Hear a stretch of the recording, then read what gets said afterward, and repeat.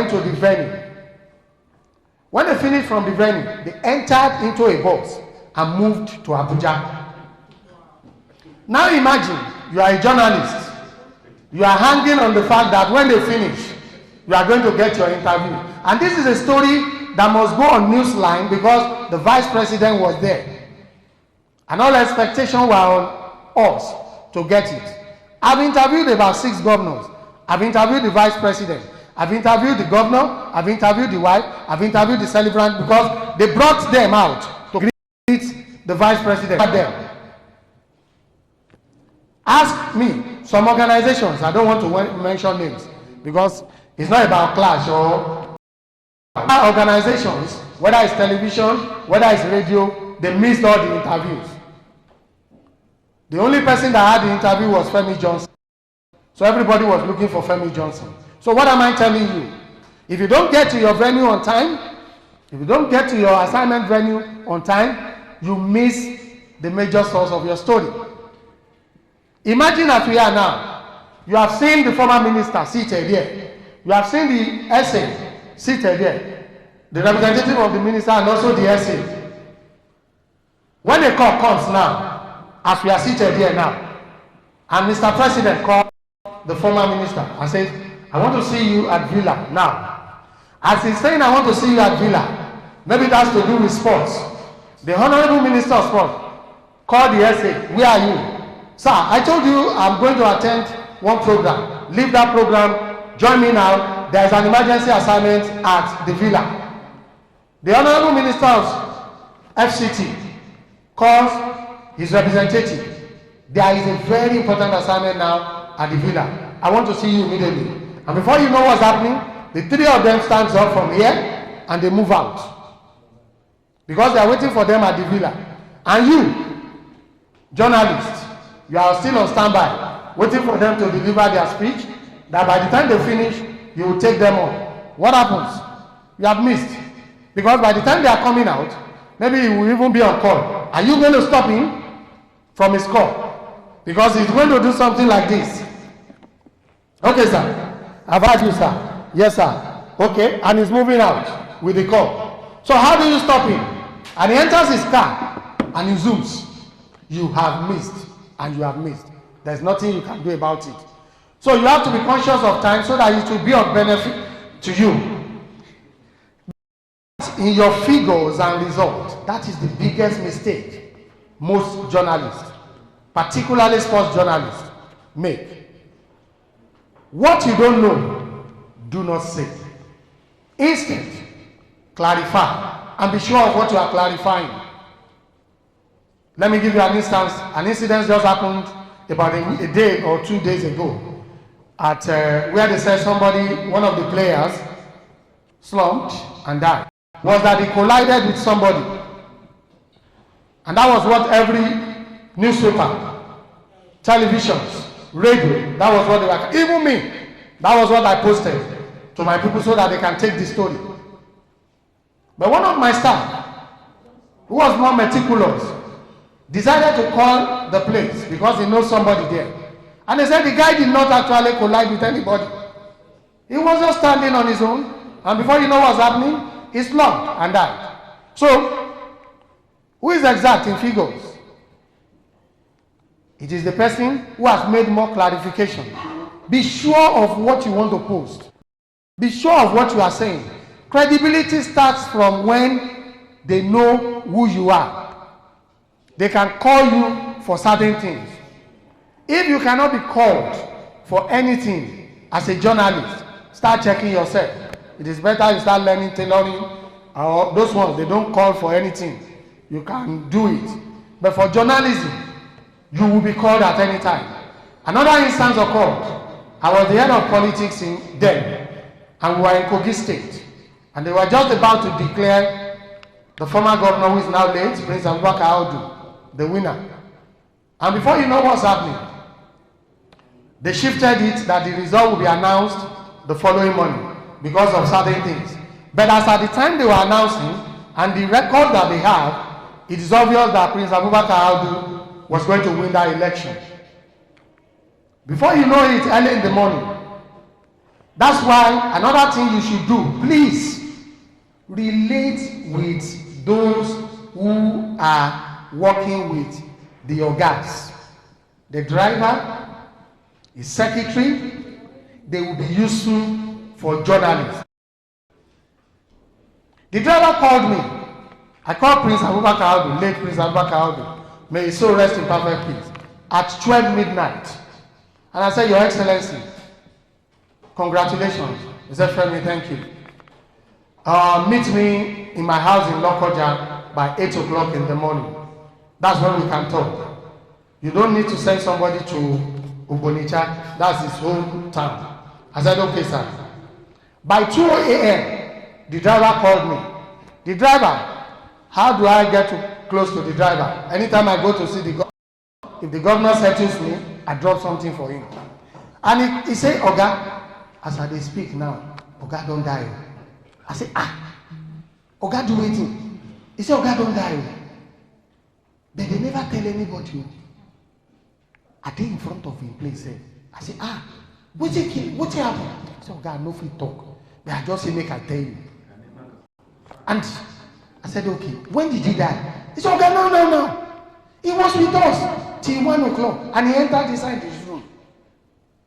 I said, are you sure he's dead? He said, Oga, he's dead. What do I do?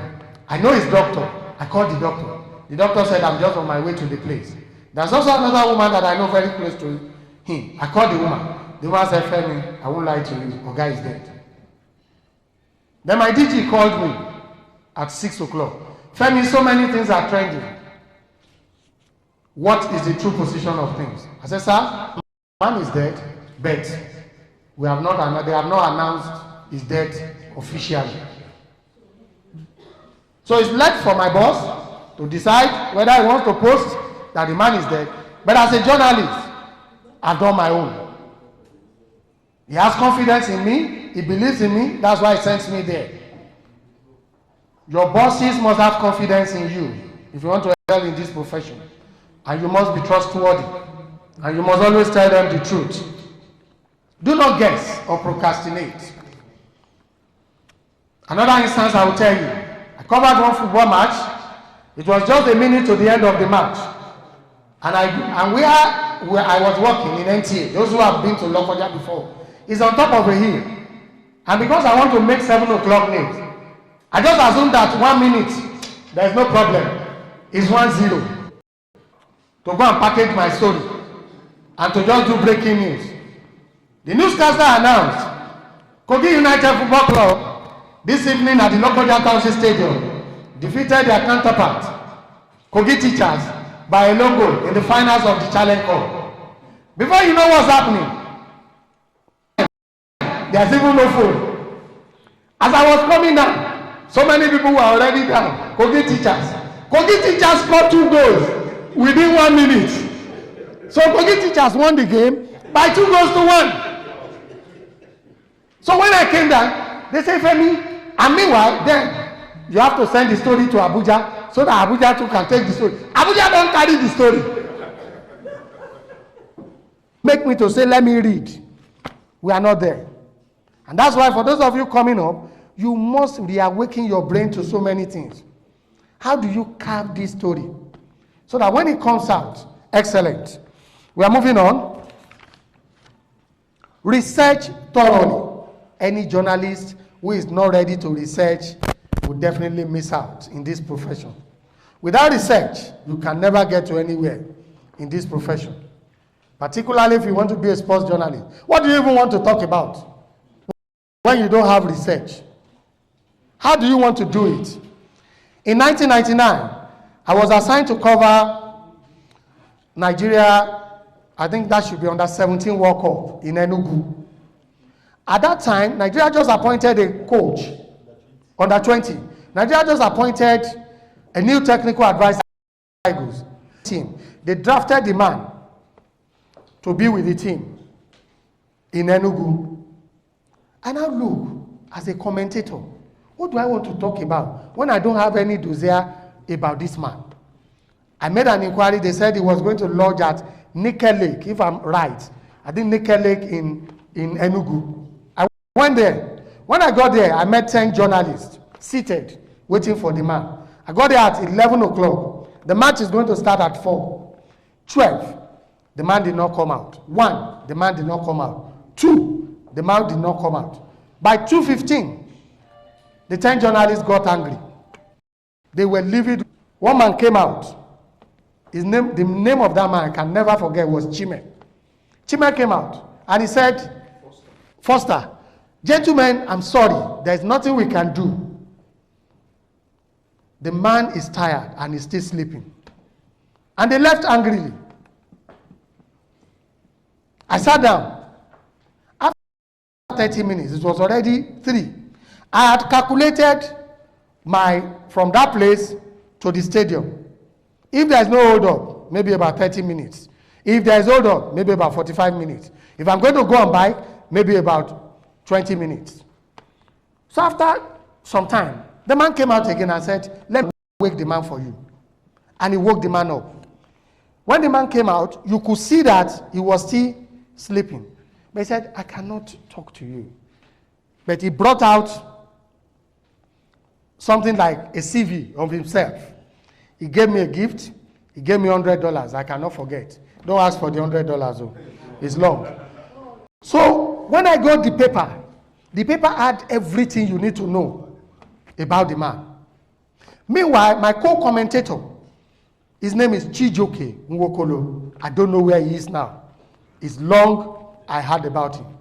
Chijoke Nwokolo is a very good commentator.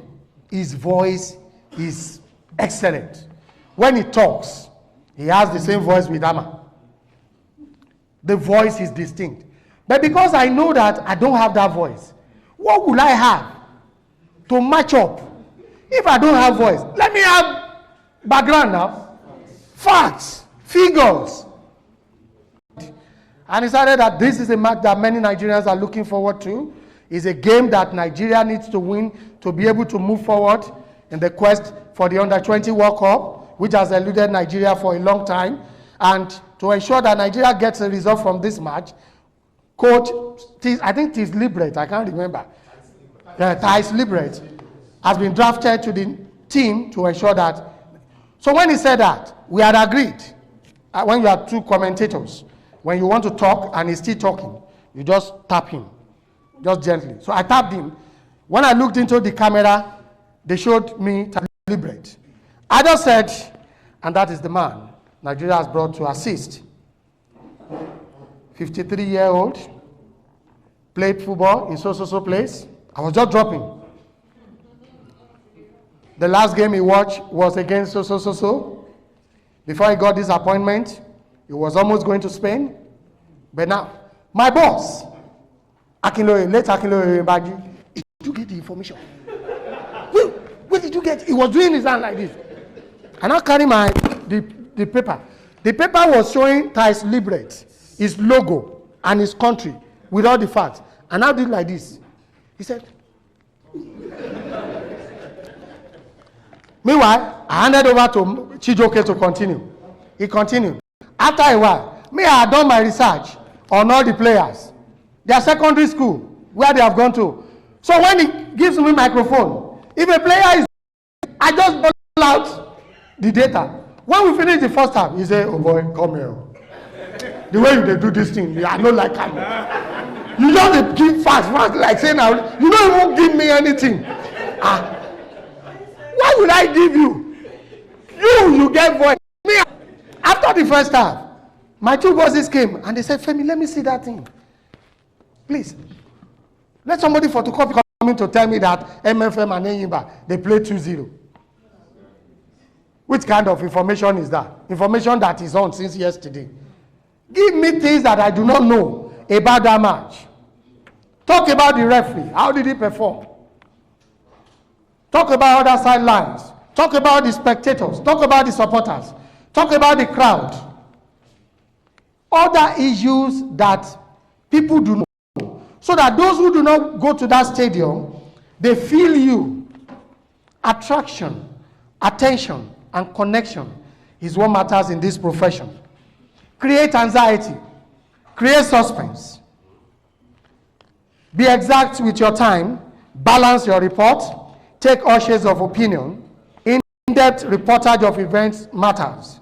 Your uniqueness is also an essential quality. Knowledge, you must be well informed and you must comport yourself. Lastly, because time is not on my side, your choice of words and your language. You are talking about basketball. You don't even know they normally talk in basketball. You are talking about volleyball. You have not gone to do your research. You have not gone to watch volleyball. You know you are going to cover national under-20 handball championship. Maybe in Sokoto or anywhere, or maybe in Abuja. You cannot even go to training of the Abuja team so that you can learn basics of it. So that by the time you are writing, you corner one coach, sit down with him. Why is it 9 meters? Why is it 7 meters? I expect him to blow penalty. Why did he not blow the penalty? They will tell you that the guy stepped on the line, and so that's why they cannot blow. Why would a goalkeeper leave his post and go and score? It is the duty of any sports journalist covering that assignment to let us know whether you are for television, whether you are for radio, whether you are for newspaper. So on a last note, which I want all of us to be very particular about, your dress sense. If you are a journalist and you don't have a good dress sense, you are addressed the way you dress. Somebody will look at you critically to be sure of who he's talking to and to be sure that this person, what is onion. I always tell my people, look at me. Is it my wristwatch? Don't bother to look at my wristwatch. Is it my shoe? Or is it my combination?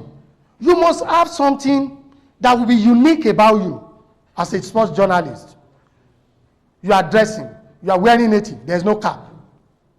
You are wearing t-shirt. The t-shirt you have worn, the collar here is completely dirty. And you are going to do an interview for a minister. Your shirt is torn.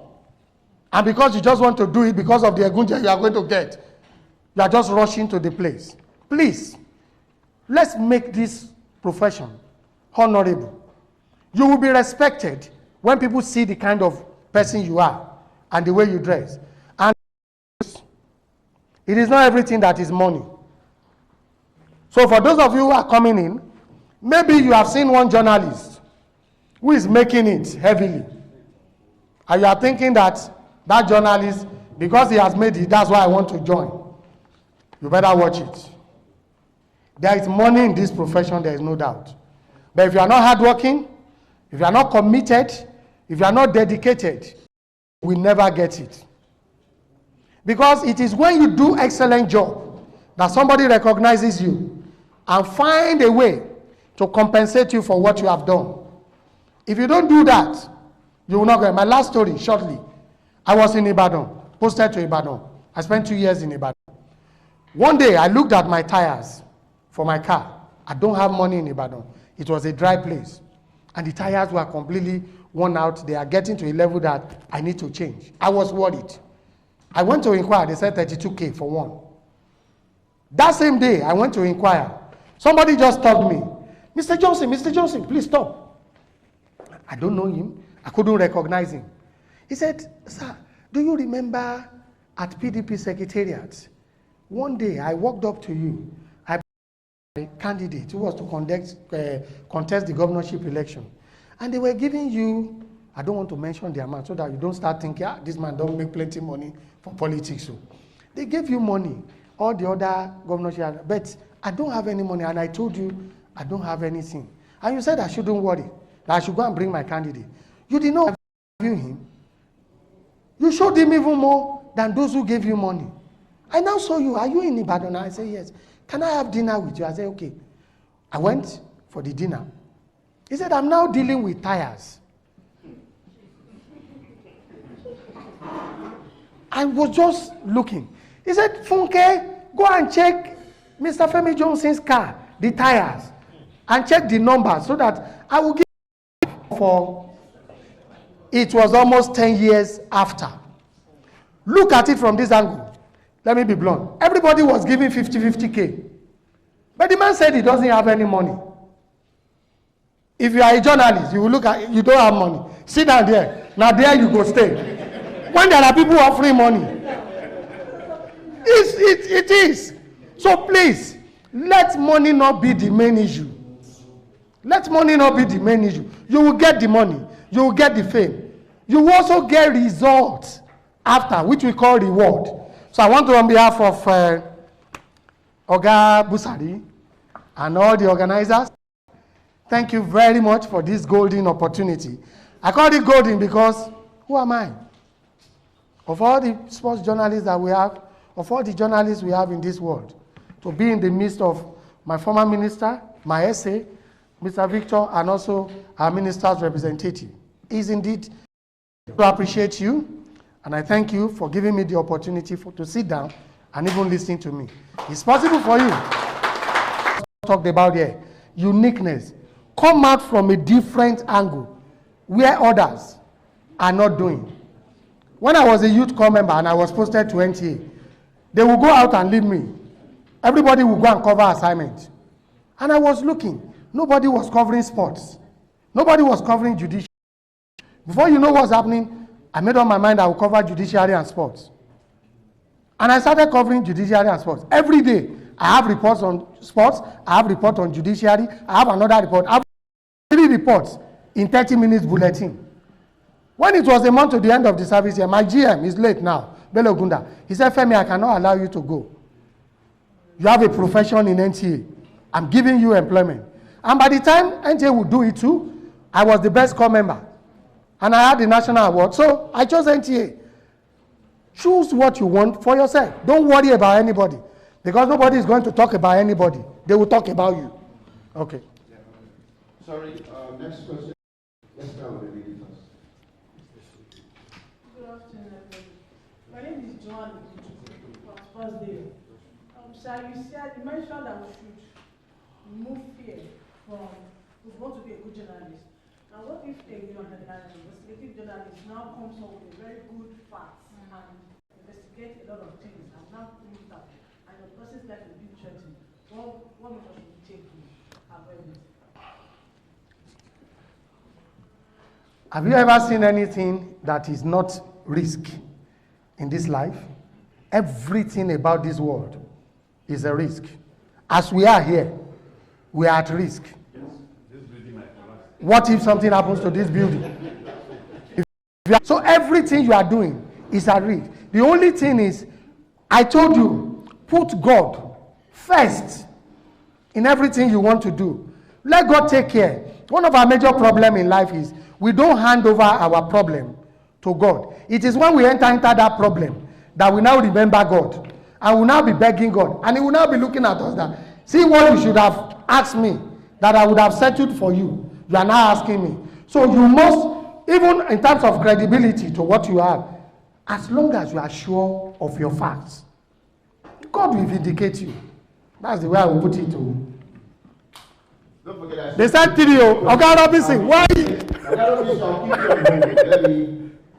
Okay.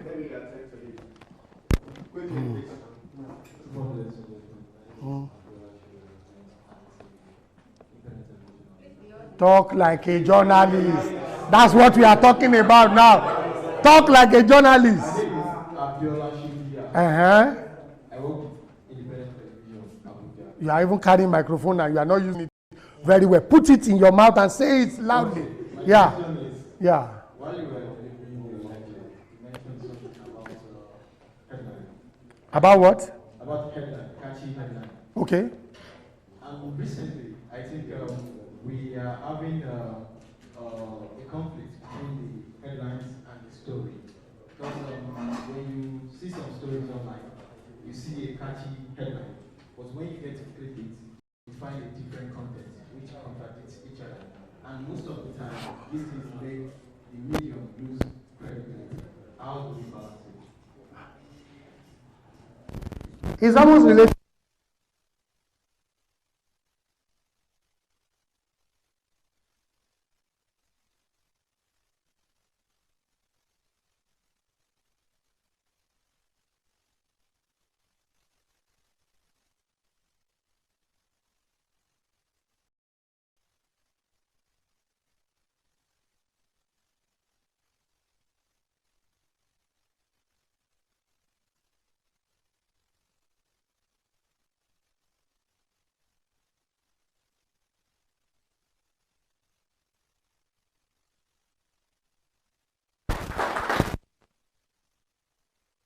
I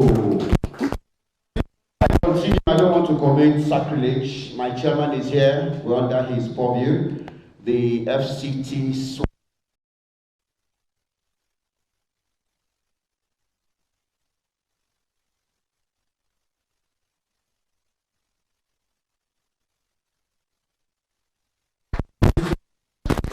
This way. Thank you very much. Check the audio. President Swan Chairman, you know, we have 3 of them here now. The immediate past, immediate past, and the present. All right, next let me invite Mr.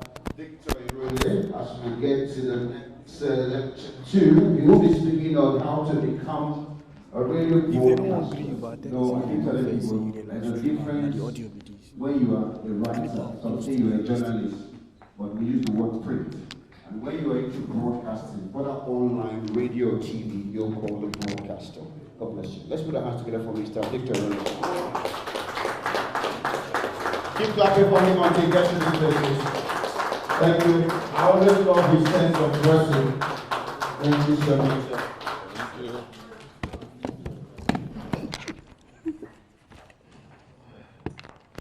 Hello, good morning, everybody.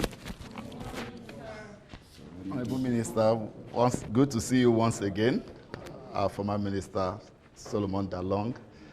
And of course, the SA to the present Minister, John Joshua Konji. We all started in Lagos before I left Abuja. Femi had said, we met in sports, we've met in politics, and we met in a number of areas. He has laid the foundation, so to say, laid the foundation of being a journalist and the challenges. And he has also helped, also clarifying some areas when it has to do with sports.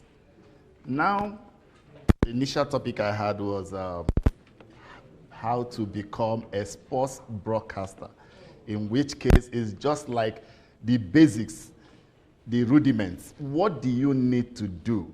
So I can expect to say, how do you become a radio journalist or a radio broadcaster? That is the basics, what you need to do. It's very important.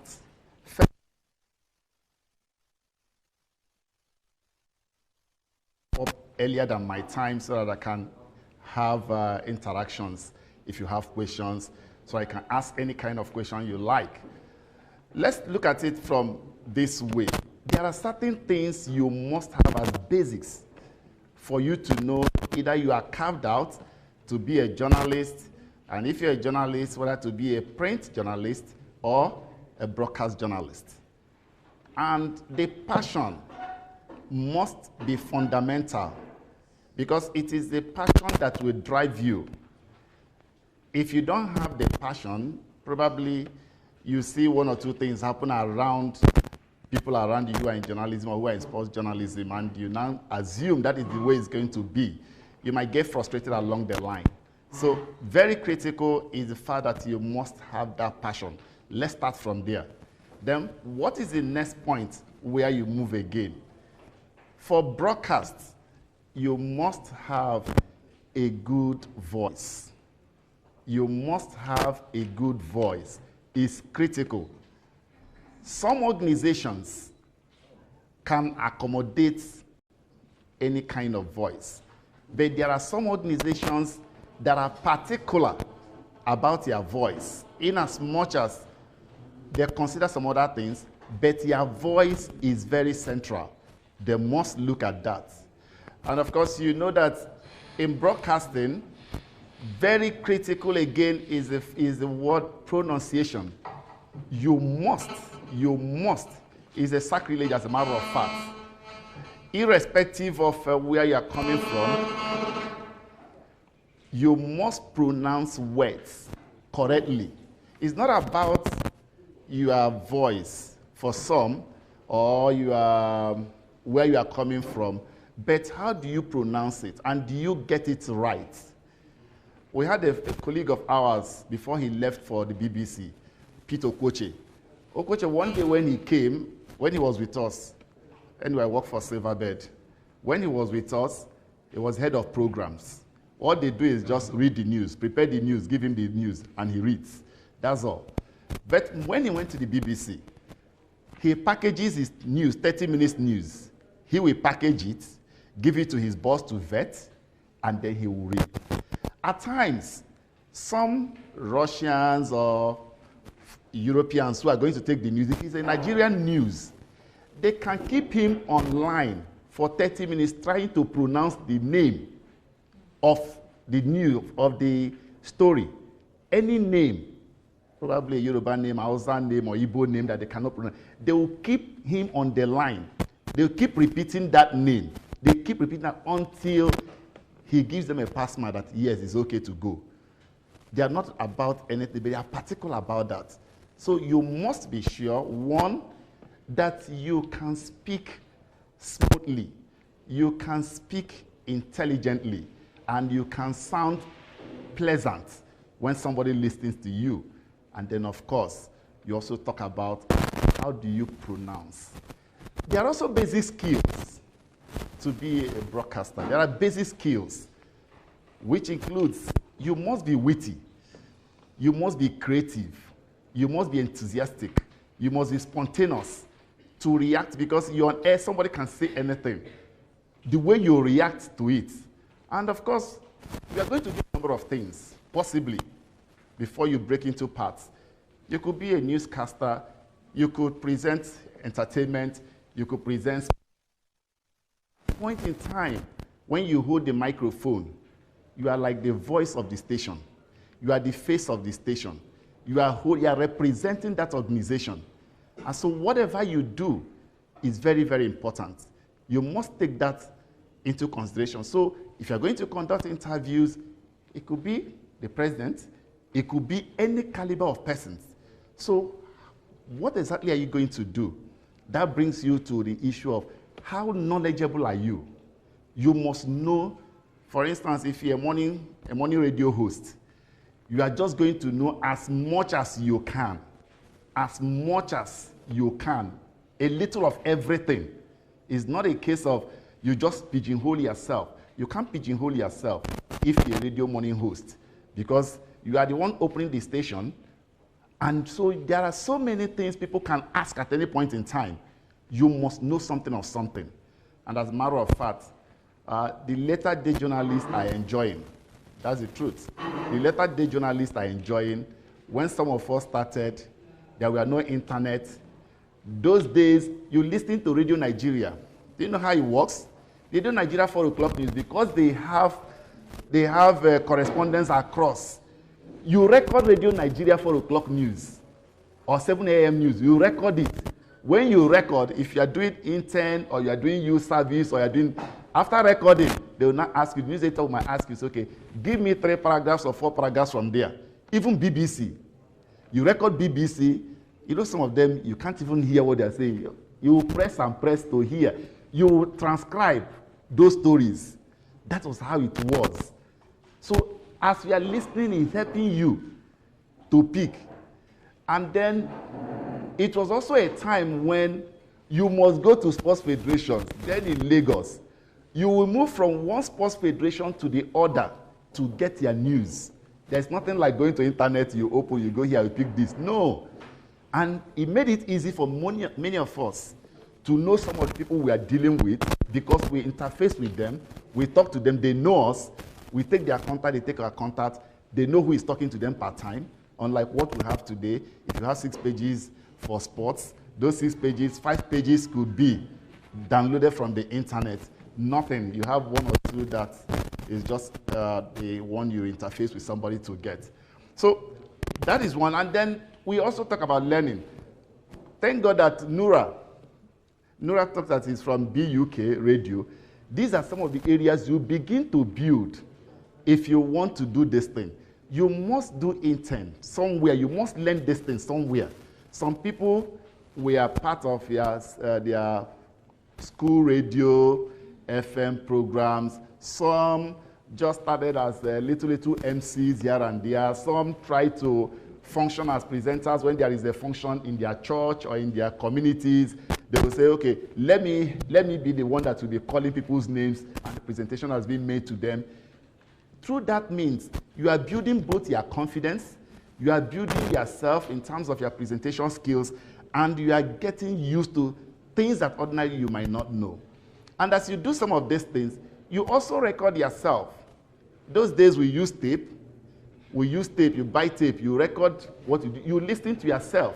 You play back to listen to yourself, listen to how you sound, give other people to critique you, to assess you.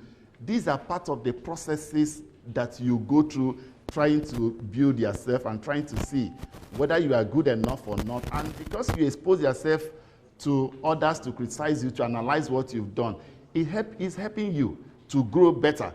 And then if there are no opportunities, you can volunteer to do something in some other smaller stations. You can look for a radio station, go there trying to do something. You listen to people, you watch people, and as you are watching them, you are picking, and then along the line, you build yourself to the point where you know that, okay, if I'm given a chance, I could try. But don't just get carried away. You can't just walk into any radio station and they'll give you a microphone to present. It doesn't work that way. Even if you are coming from somewhere, they will first of all watch you, analyze you, and know whether you style, or they have their own, the kind of people they put on air. So you must learn and then grow to the point where they can have confidence. Because you're speaking to the world. I'm not talking about a campus radio.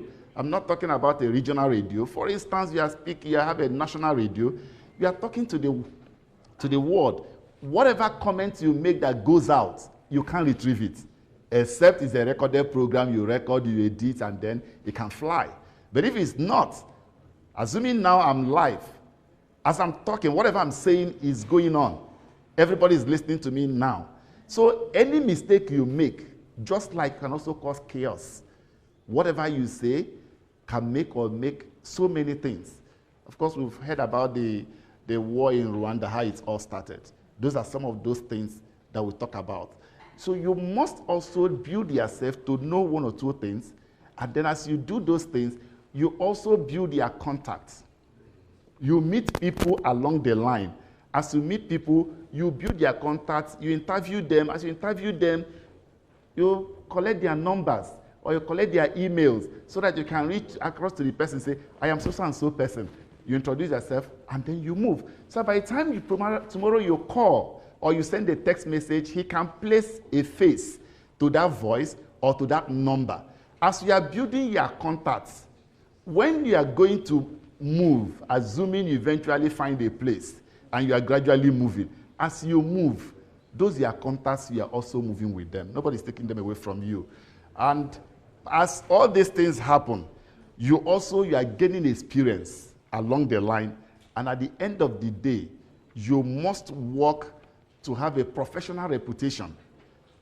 Having a professional reputation, making yourself a brand that once your name is called, it is difficult for somebody to just dismiss you and say, who is that one?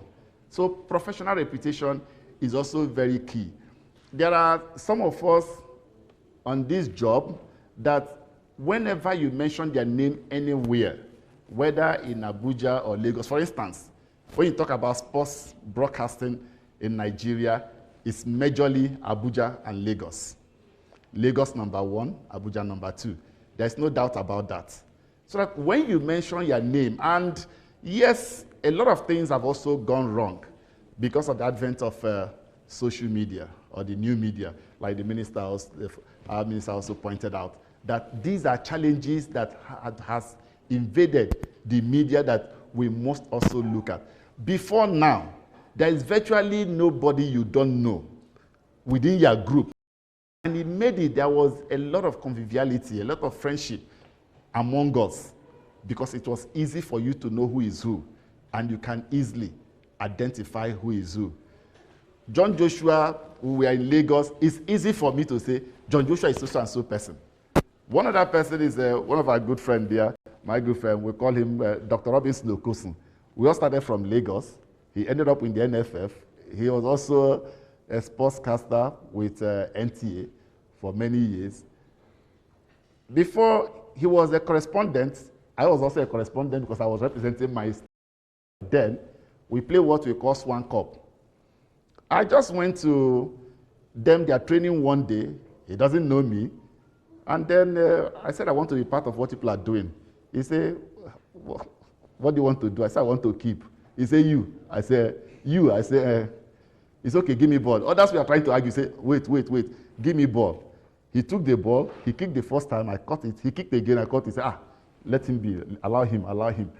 And since that time to date, we've been very good friends. He can tell you, say, Victor can say this or not. And that is what, in the profession, you must have a reputation. Build yourself that people can know you for who you are and what you stand for. So that it is not a situation where your name is mentioned and people are like, they are weak. It's very, very important. Above all, you must have an eye where you are going. Coming into it, whether journalism generally or broadcasting, you must have an eye. Where are you going? It is that place you are going, that vision of where you are going is what will drive you, who you become. Because if you don't know, if you are embarking on a journey, and then you are going to stay 1 year, the level of preparation you make and level of preparation you make if you are in a 3-day journey or a 1-week journey cannot be the same. So it is that decision, vision of what you want to make out of the choice you've made that will propel you in going far or wherever the story will end you. I want to wrap up with this and then I'll allow you to ask your questions. How did I become the SA to the Minister of Sports, Letitia Makaku and Stephen Ibinakiga? The minister was appointed. He came on a visit to Lagos and he said, Lagos, I know that you people are the hotbed of sports journalism in Nigeria. I want you people to give me one of you to serve as my SA media. Now, by then anyway, I was also the Assistant Secretary of Lagos Swan. The minister, the association now said, okay, the chairman then is our chairman then, Frank Elaboya, who is now Owan West, local government chairman in Edo State. They now said, anybody who wanted to be part of this thing, indicate your interest. And 14 of us indicated interest. 14 indicated interest. A panel was set up. I think a panel of 6 or 7 was set up. And then we were called for an interview. From your qualification to everything, they rated everybody. At the end of the day, 3 people were shortlisted. Myself, Fashola, and Okeon Nwuchekwa. I was number 1. Fashola was number 2, and Okeon Nwuchekwa was number 3. The list was sent to the minister. 1 month, nobody heard anything. We thought maybe politicians, they are just come, they are just come and bamboozle us. He has gone. So, but life was going on, nobody bothered. I was at the stadium one day. I got a call from then it was not known that phone is everywhere. From the medical center, they called me that I got a phone call from Abuja. I went, it was Banji, the protocol to the minister then. He said, are you so and so person? I said, yes. He said, the minister has been expecting you. You are supposed to be in Abuja. I said, for what? Sir, so and so. I was like, I was shocked. I said, just like that? I said, okay. I will say, if you are not in Lagos today, you must be in Lagos. Sorry. If you are not in Abuja today, you must be in Abuja the next day. I said, fine. So the next day, I ended up in Abuja. Met the minister. He said, you don't want to resume again? And as a matter of fact, I came with just the dress I was wearing and a spare one, thinking that, okay, just see him, I will go back, get ready, and then come. He said, you don't want to resume again? I was speechless. And I said, okay, what started? In my mind, I said, just like that. He just called his PA, who was also a journalist. He said, Dashi showed him his office. Work has started. I said, sir. He said, even if you are going to travel, we have an event on Thursday. When we finish that event, you can travel. But for now, work has started. What am I trying to do? When I came to Lagos, I was watching papers. But there was a way I carried myself that made people, when I was being scored, I was shocked that some people I was not in good terms with. The way they scored me, when I saw the scores, for a very long time I had the scores, I couldn't believe it. But because I carried myself in a way that a lot of people didn't believe I was a journalist. Some of them will playfully, they'll say, do you work in a bank? I say, no. When they come, they say, I was staying on my own. They'll just come, do you work in a bank? I'll say, no. But I distinguished myself. I stood out in a way, somehow. And so when it was time, some people felt this guy is distinct, and he favored me. And of course, I must also say, God had a hand in it, because that is foundational. Whatever we are, there is a place of God, and I give God all the glory. Because being in sports is not by accident. Right from school, I spend my money to buy sports souvenir.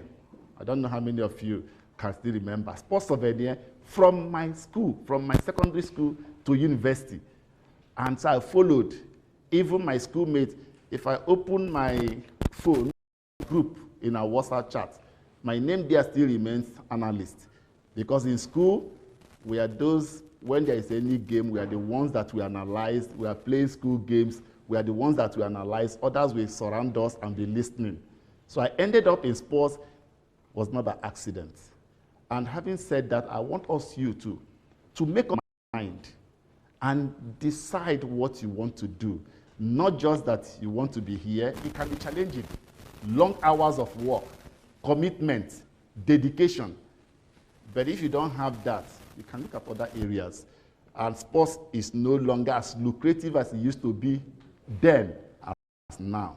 So make up your mind, but it's still an area that can take you places. So I want to thank everyone for this opportunity, especially our brother, Niyi Busari, who organized this. I want to thank him very much, and the FCTFA for the support given to him, because this is something that we need. Continuous learning and relearning and relearning. There is no end to knowledge. And it's good that some persons from outside the FCT who are coming from campus radio are part of this training, because it will help them as they go back to know where they are going, know what they've done, have they really done much, or is just the starting they need. So thank you very much for your time. Thank you very much. You didn't tell them that you were one of the persons, ping pongers. Several Swan tournament he won as ping ponger. He linked Michael. Talking about my younger brother, Toto.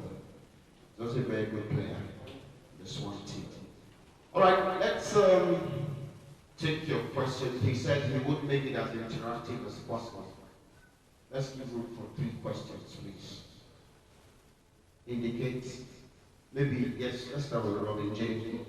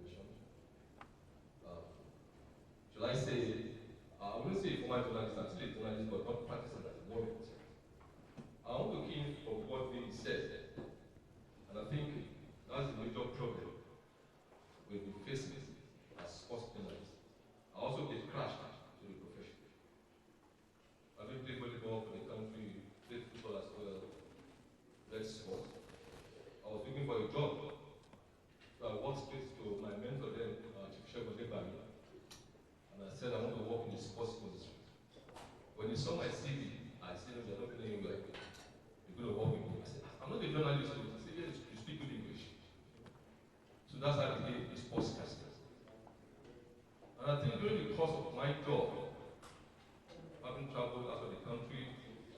and measured the way journalism is practiced outside the world and the way we practice in Nigeria. And I remember that I confronted the people in Lagos. I said, I'm going to quit this job. Because I discovered that we had issues back home. And if we listen to the former minister when he was making his remark, he echoed on that. First and foremost, as journalists, maybe because most of us get crashed into the profession, we don't practice it professionally. And what do I mean by that? As a journalist, we are supposed to invite the ethics of journalism. I'm sorry if I'm going to be a bit hard, but most of us, we've turned the other way around. Instead of being the watchdog, some of us have decided to be essay to administrators. We carry back for them. We go to buy the tractor for them. If you do all of this, there's how you report. I'm not saying you should not have friends. I didn't do NFL. Just like Victor said. I was on before master's course, I was on Saturday Sports Special with Sean Jebari. Then from there, master's course national team. I was a critic of Dr. Amos Ibamu. And I remember then, some of my colleagues went and recorded what I said about him, gave it to me. I didn't read it, I was doing my job. And I said at the point, Dr. Adamo called me, said, Robinson, you want to kill me? He said, I'm doing my job. I want you to learn from this. Whenever you have press conferences then, after I finish my job, I'm off. And I also want to give that credit to John Joshua. He's one person I respect. After press conferences, I leave. But some of us will sit back and be waiting for envelopes. Some of us will sit back and be waiting for peanuts. That's not even it. Some of us will write stories. We will go and give us insight. I wrote this for insight. Where is the respect? And let me go back to Dr. Adam. He called me again, Robinson, what's your problem? What do you do? I said, I want to work in the NFL. He says, that all? I said, yes. And that was how you use the then Secretary General, Dr. Tijani Yusuf. I said, I go to the NFL. And I said to you us here, you can be president. You cannot stand and remain journalist. You should be a stepping stone to greater heights. Having said that, I said something again, I don't know if I said it. My mother is a stark illiterate. My mom. But if my mom takes a piece of paper and pen and come here, it becomes, she's a journalist. So, Mr. Victor and the convener of this country, what can we do to measure who comes into this? For instance, I didn't study sports journalism. I didn't go to school of journalism. I didn't study mass communication. But because I played sports, yes, it gave me an advantage. But that's not it. Medical doctors, no, you cannot get crash into it. The law, the doctors, the lawyers, you can't. The engineers, you can't. You study journalism, sorry to use that language, the organizer will come in without being interviewed, without seeing his CV, he becomes one. I think that's the major challenge we have. And I want to push you to not only Mr. Victor, but to the organizer of this program. If there's a way we can measure those coming in, if there's going to be a barrier, if there's going to be what we can use to say, okay, fine, if you have this, you become one. Not just with this person, because if we don't curtail this, like the Honorable Minister said, we have issues, and that's the issue we're having today. Anyway, just come in, it takes a pen, it's right. Thank you very much. Thank you. Please, we can do better with the clap. Thank you so much, Dr. Ross, for the question. The Honorable Minister. Okay, the Minister. Sorry, Tom.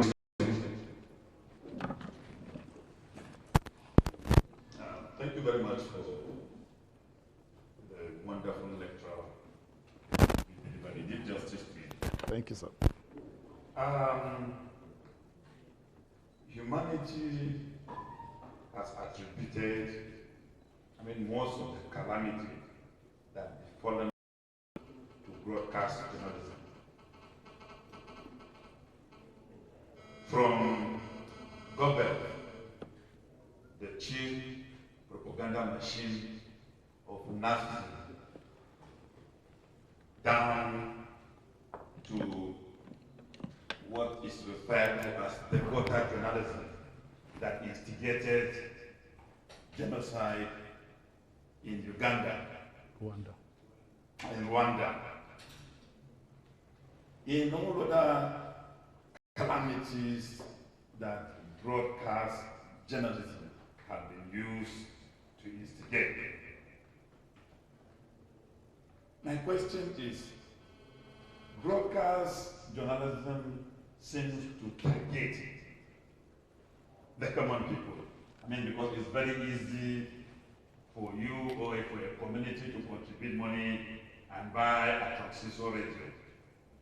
Today in northern Nigeria, early in the morning, you can have a community of more than 20 people clustering around a single transistor radio.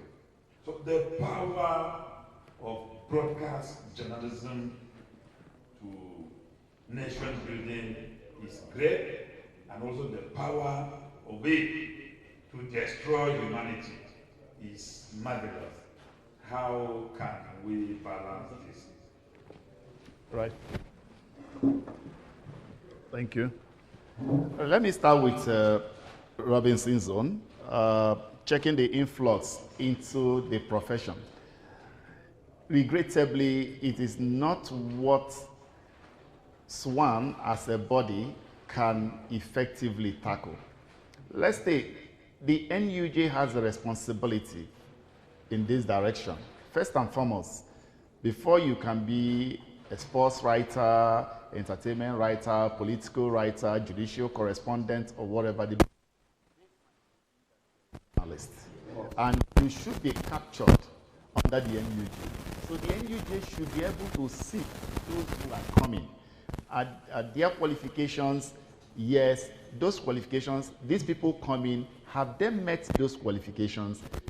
Yes or no, then you know what to do. If you should fall under associate, fine. If you should fall under those to be accredited as a journalist.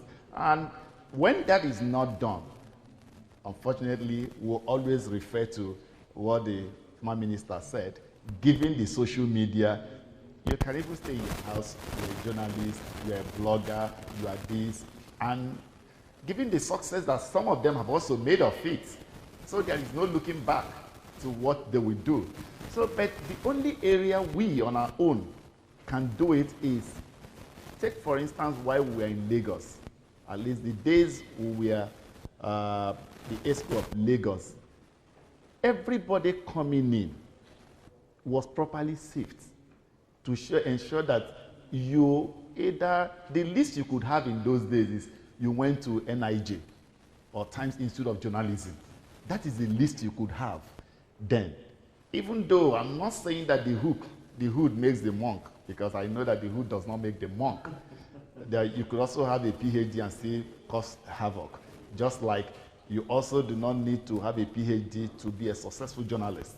But you need education because it gives you that broad base of knowledge that you need and creativity that you need and resourcefulness that you need when the time comes to manipulate situations and when you are found wherever you are to do the needful. So that is where both the NUJ and SWAN has a responsibility to check the number of persons coming. But regrettably, we have the problem of self-preservation in emotional intelligence. The first thing is self-preservation. So you want to bring as many people as possible during elections, you can use them to win elections and preserve yourself.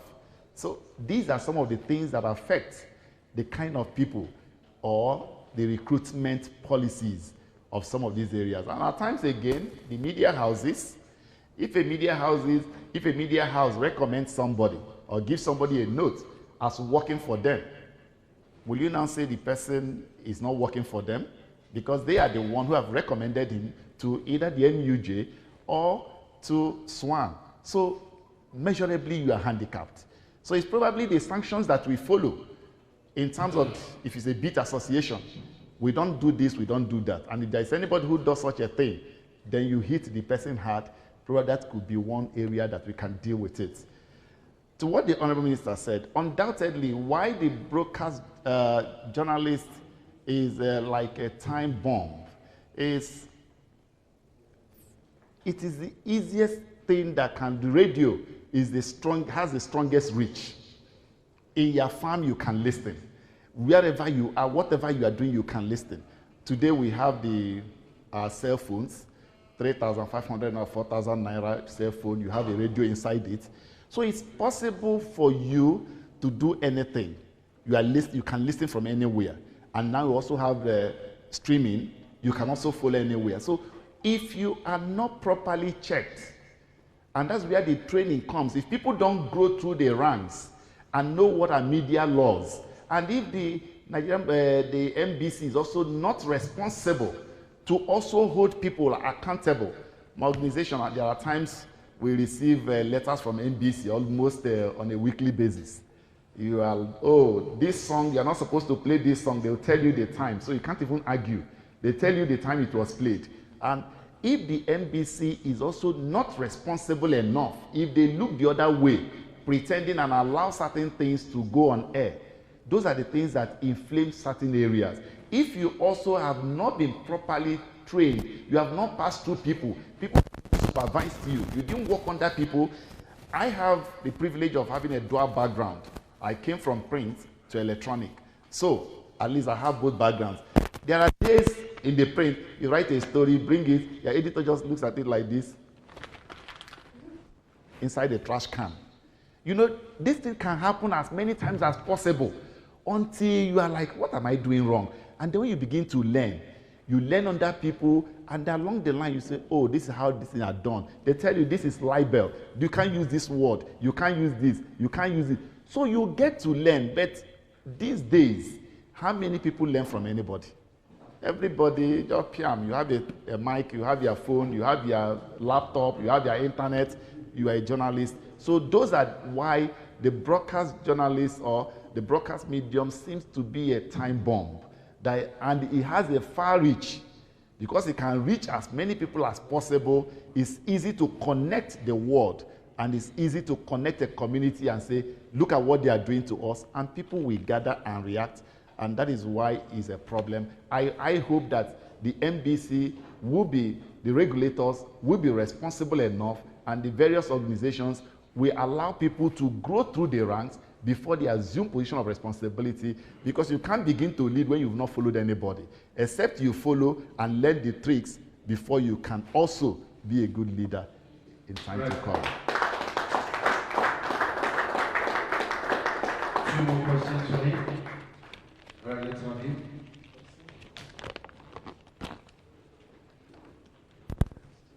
Okay, make the break, please. Good afternoon, everyone. My name is I have a question for you, sir. You talked about having a good voice. Does that require, now I think radio and I see that they use different kinds of voices. There are natural voices and phonic voices. Radio voices. Is it a must for you to use all kinds of voices? To use what? The phonetic voices. All right, if you listen very well, I said there are distinct house style. Let me return to before I answer directly, let me go to my station. There was at a point in Silverbird Communications, if you don't use phone, you can't go on air. Because the person who was in charge of programs, then, JAJ is the name, he speaks phone. He was born in London and he grew up in London. So if you don't have phone, you cannot. He can't put you on air as an OAP, on-air personality. But we had problems when those OAPs, and they were paid better. They called them the brand of the station. They called them the ambassadors of the station. They were paid better. They work only 2 hours. And then they close for the day. But a time came when, for instance, there is a breaking news. You are somewhere and you call on air and said, this is happening. It does not know what you are talking. It will say, write it now, write it now, write it now. So it becomes difficult for them to align with what is happening. They have the voice, that is all. But in terms of intellect, they were not that cerebral. So it became a problem. We still have situations where some are still retained, while some have there's an admixture now. If you have the voice, then you must also have the brain. So it is not compulsory to have phone, but you must have a good voice. There is a radio voice. As an analyst, you could pass for anything. Analyst, you can use any voice. Radio voice means that at least you sound pleasant. Your voice sounds pleasant. There are people that their voice sound harsh on air. You listen to them, their voice is harsh. So it's not as if you can't, some other places they can take you, but in some other places they might say, okay, be in news or do some other thing, but you can't be on air as a newscaster or as a presenter, but you can be a reporter. You can voice your reports, but you can't present a program and you can't anchor a program. All right, we'll take the next question. Olusoja, I don't know whether it made sense. Good afternoon. My name is Praise Azate. I'm a broadcaster with Nigeria FM in Wazobia here in Abuja. So my question is, you spoke about broadcasting, and I want to take you on why we're talking about learning from people.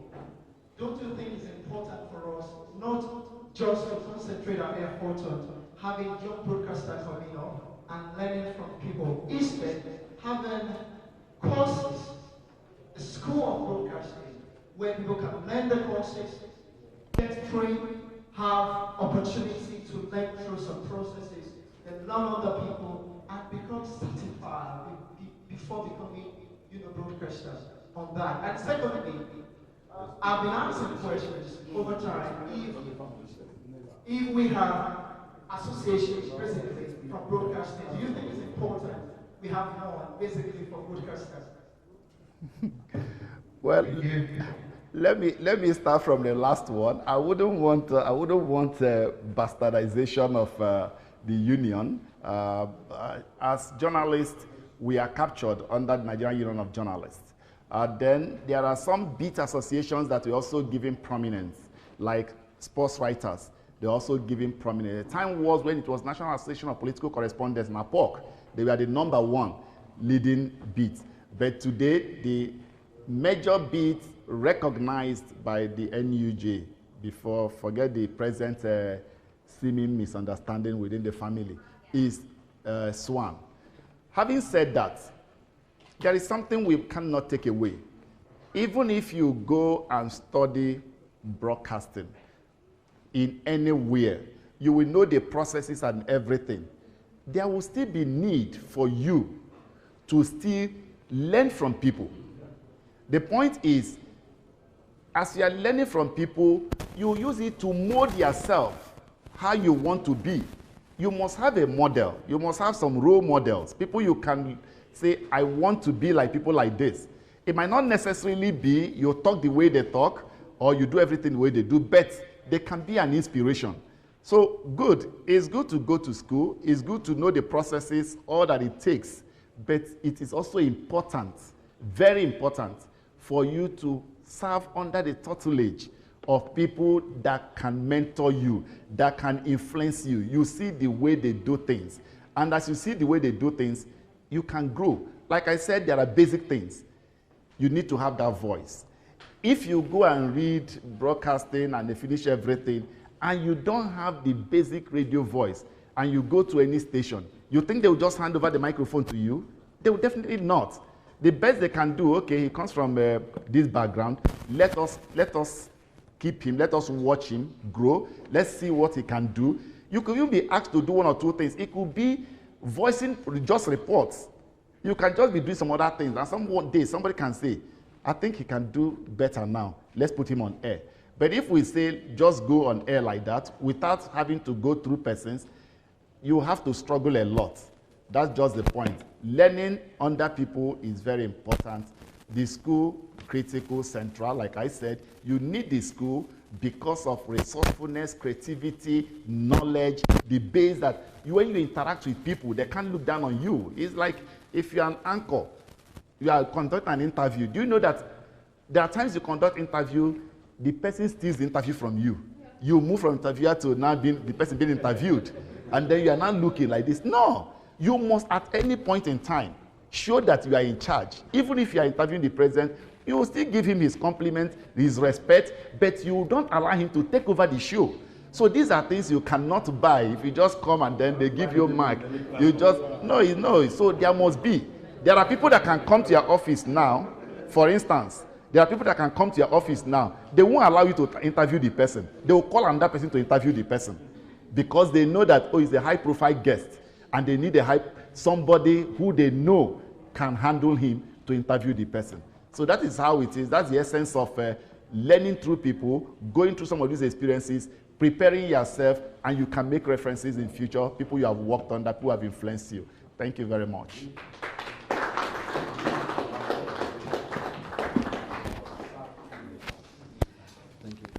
Please, one more time, I'd like us to jam our hands. Thank you very much.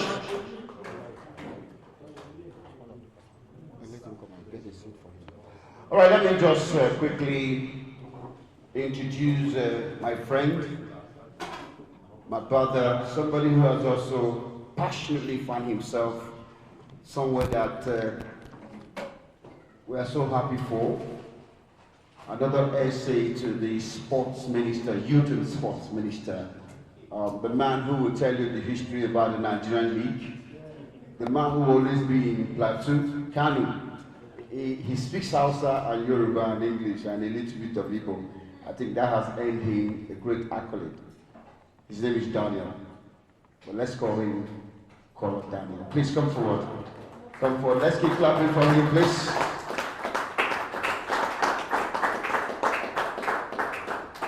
Don't put a clap for Kola now. All right, so we have two essays to the minister here. What a privilege. Let me say we'll not go on a break, but we'll do this before thinking of a break. We have lecture number 3. Of course, it's about what you need to do to become a sports journalist. And to do justice to that, permit me to call on JJ. JJ stands for John Joshua, and his father's name Akonchi. Please put your hands together for him. Thank you very much, Ignis, the former Minister for Youth and Sports Development, Barrister Comrade Solomon Dalong,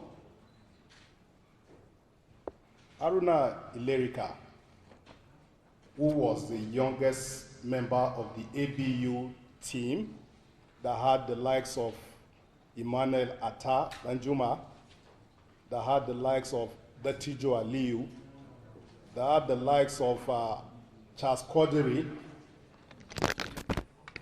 Interestingly, at that time, we used to run commentary by the side. Way back in school, he was the youngest member of that team.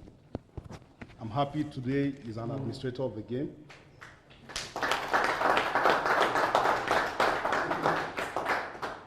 And of course, the head of sports of Radio Nigeria, Chidota, whom I listened to a lot, and I was delighted to meet you flesh and blood after such a long time. And a gentleman of our profession, my soulmate, brother, friend, and colleague, Victor Irele, former SA to the late Ishaya Magaku. And of course, my younger brother, a very prolific, hardworking, dedicated young man that wants result by all means. And I say, okay, I'm waiting for this thing, I'm waiting for this thing. Very committed young man, called Daniel. And of course,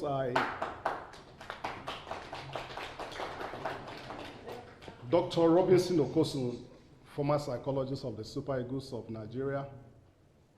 And if I'm missing out anybody, but my colleagues and friends, I'm delighted to be here this afternoon. Ignis, thank you once again for reminding me of our exploit in Senegal. Robinson Okosun remember very well how we had a clash at the hotel because we were trying to get some things that, hey, NFA, where's our tracksuit, where's our jersey? A lot of things that sports does for us as Nigerians. It's perhaps the profession that makes you to meet the mighty and the low. It's a profession that brings about change in the society. Busari, I must commend you and the Abuja FA for putting this together.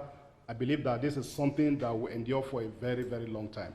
And I want to encourage the FCT Football Association and the organizers to ensure that this is a continuous process that will bring about what we really want.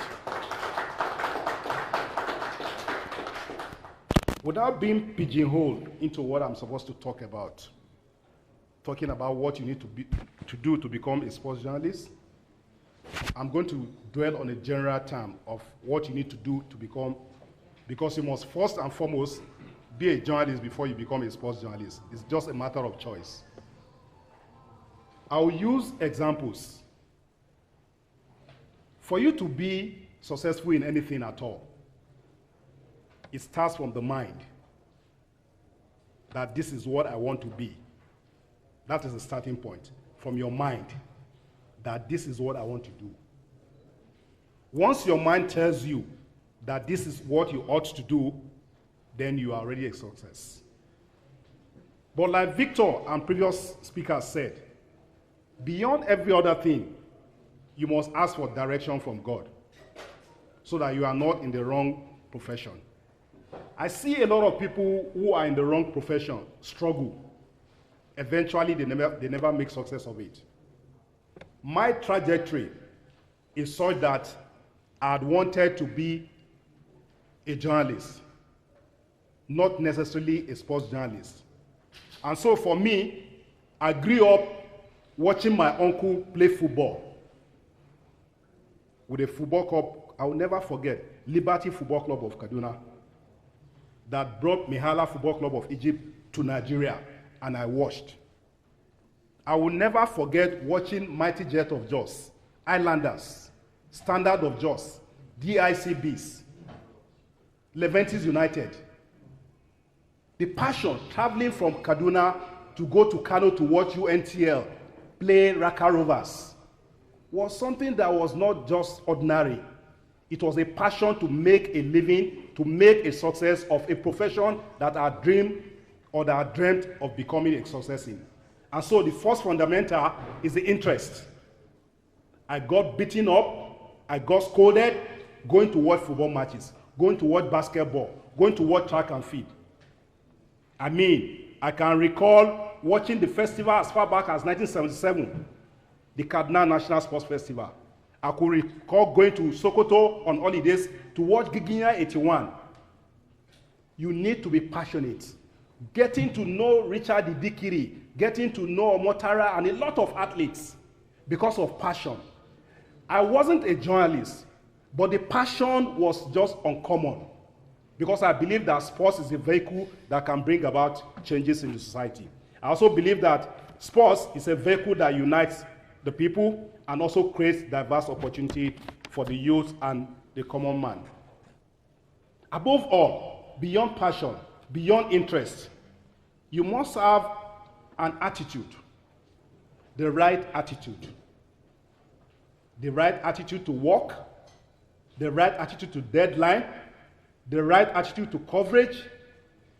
You are not someone that complains when you are given assignment because you have the right attitude. You are not somebody that will be late to assignment. You are not somebody that is recalcitrant. You are not somebody that is indisciplined, because the right attitude brings about taking you to the right altitude. Commitment. Journalism is not a job that you expect that you come and you want to become a millionaire or an instant billionaire. It takes resilience, it takes commitment, it takes uncommon hard work for you to make a success as a journalist. Contacts. You cannot sit down in the confine of your room or your office to imagine that stories will come to you. You must cultivate contacts. You must cultivate friendship. Journalism is about the people. Journalism is about the society. Journalism is about events. And so you cannot invent stories from the confine of your home. So you must go out there, develop relationship, build contacts that will endure for a very, very long time. At the point of your phone now, it's much, much easier that you could just pick your phone and get stories. You could just pick your phone and get a lot of pictures. You could just get, your phone and get a lot of things happening all over the world. Indeed, the world has become a global village that you can get things done easily. But beyond that, you need to have such contacts that are reliable every now and then. You cannot build this contact except you build yourself. How do I mean? If you do not build yourself, then you are likely to go out there empty. You are not likely to earn the kind of respect that you should earn ordinarily. And so, like I said, building yourself as a professional journalist to make a success of it begins with the mind, begins with yourself, begins with your appearance, begins with how you speak, begins with how you relate with people. I remember way back then, as young reporters in Lagos, one of my colleagues, who happens to be my very good friend now, looked at I and Bimbo Adiola and said, "You were not dressing like journalists." I said, "Excuse me, how do journalists dress?" His picture is that a journalist must be tattered, a journalist must be unkempt, a journalist must be rugged. Yes, a journalist must be rugged. A journalist must be careless. These were stereotypes that do not endure. These are stereotypes that do not make you a good journalist.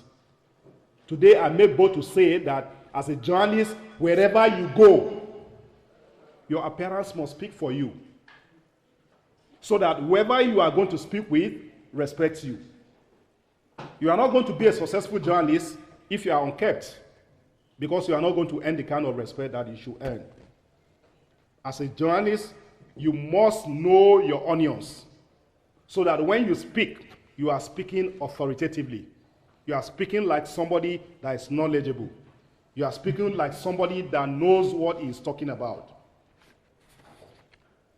Journalism has become very, very, what I'll call restrictive.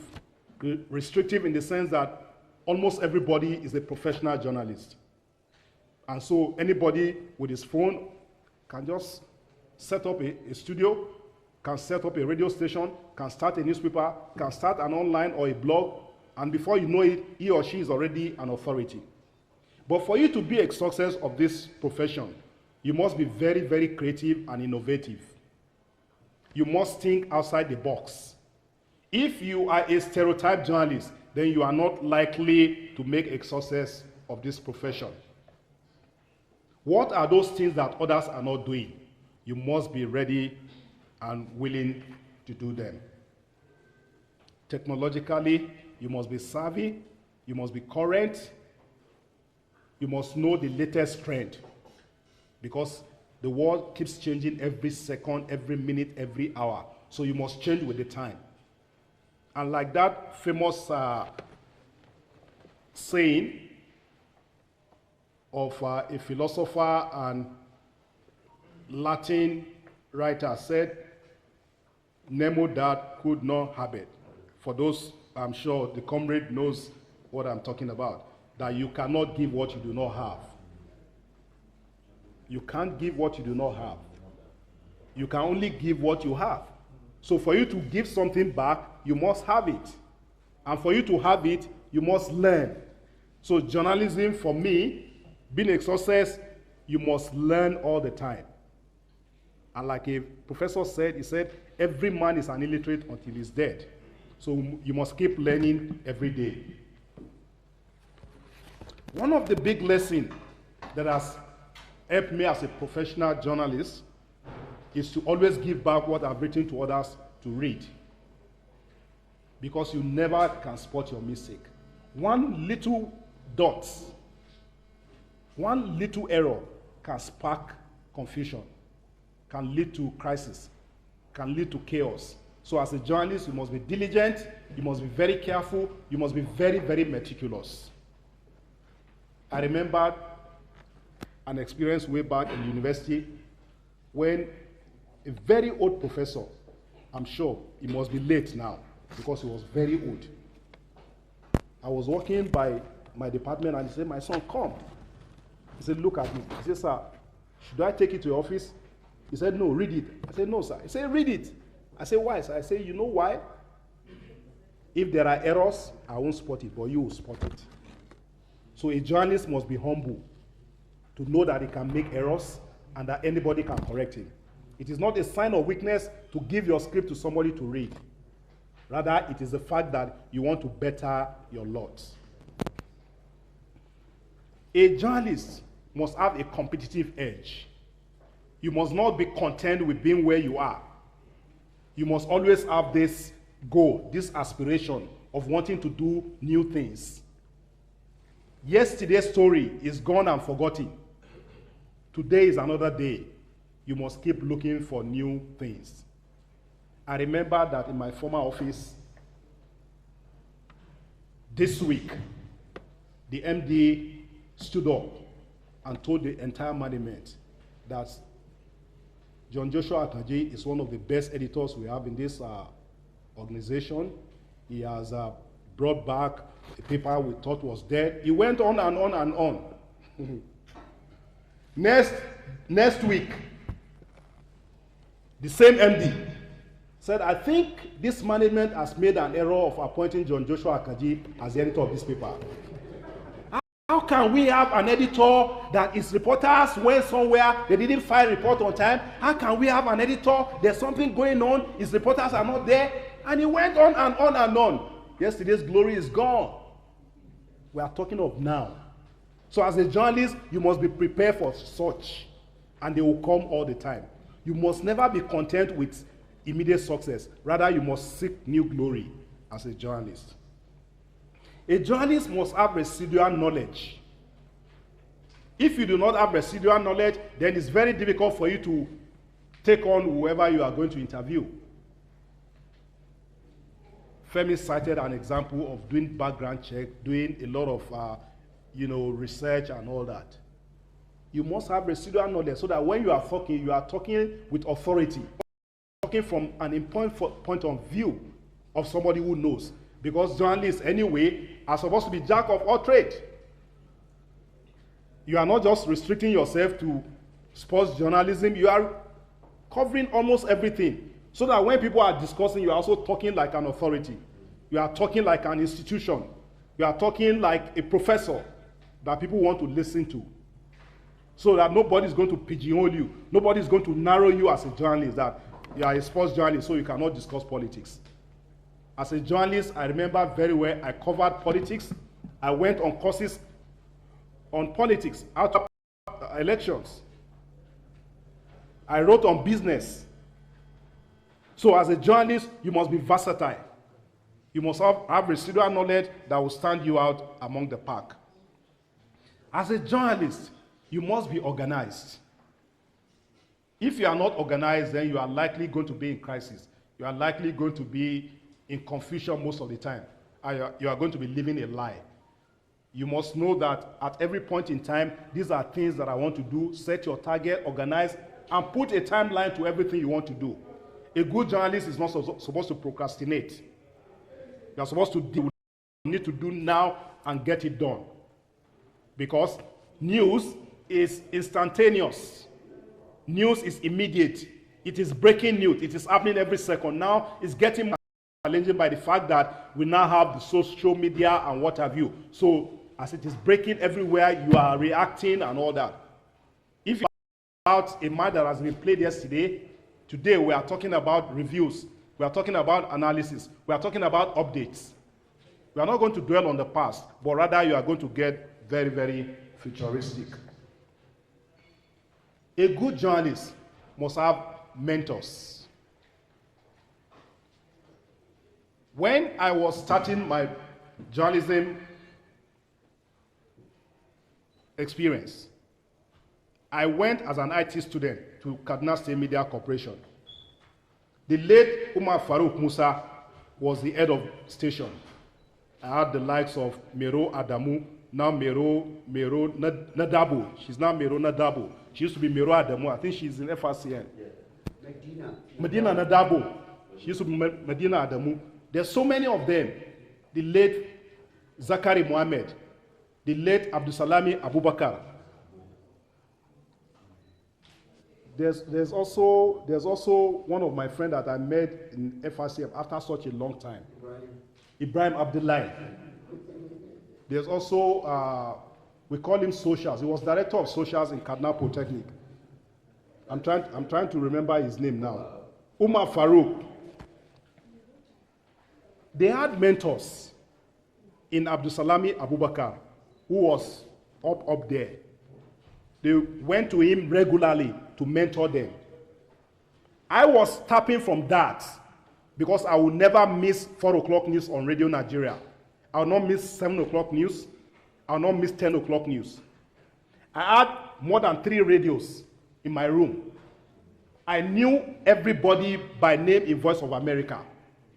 I knew everybody by name in BBC. I knew everybody by name in NTA.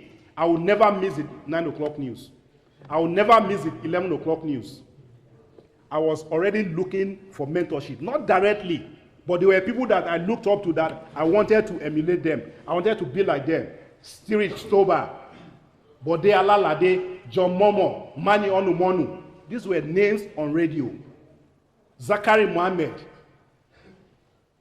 Bisi Olatilo. I mean, you could learn from such people from a distance by just listening to them. And my dream was always that I always wanted to be with the best. Eventually, the people that I listened to came to Abuja to cover the All Africa Games.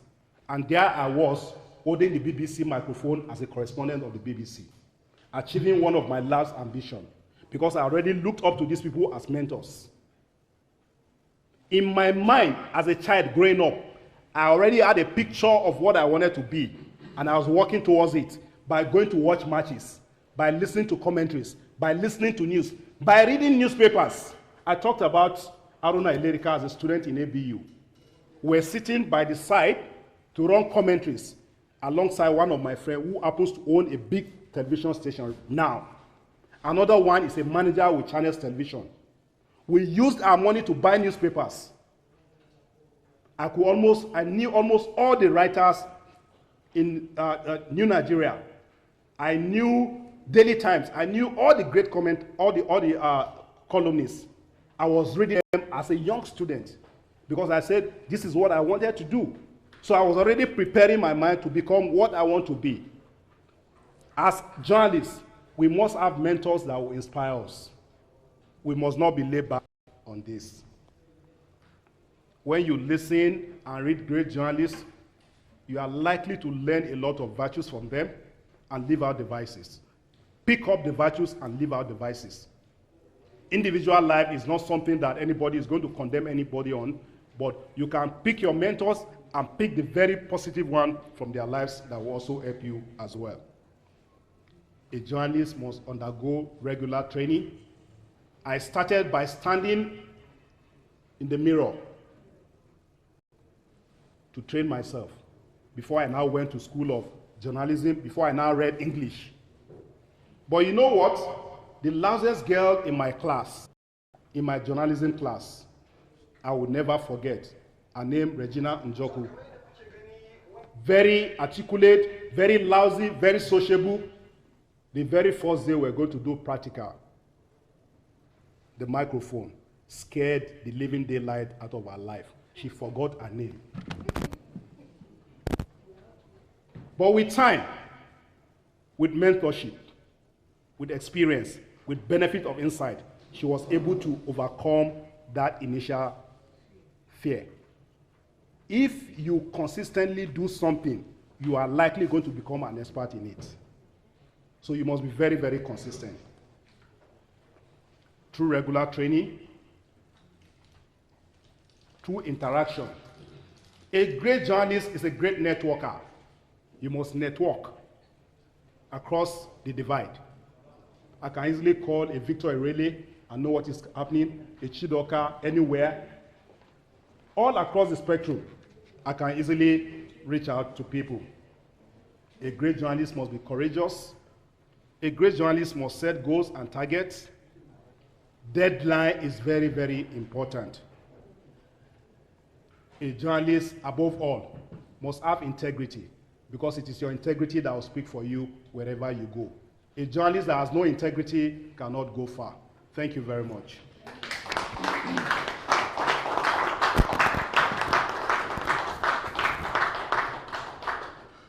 J.J. Akonji. Thank you very much. Let's put our hands together one more time for him. Well, as usual is traditional, we'll take 3 questions. Please feel free. If you don't have a question, you can make a brief contribution. So let's take 3 questions. Raise up your hand, signify your intent or intention to ask a question. All right.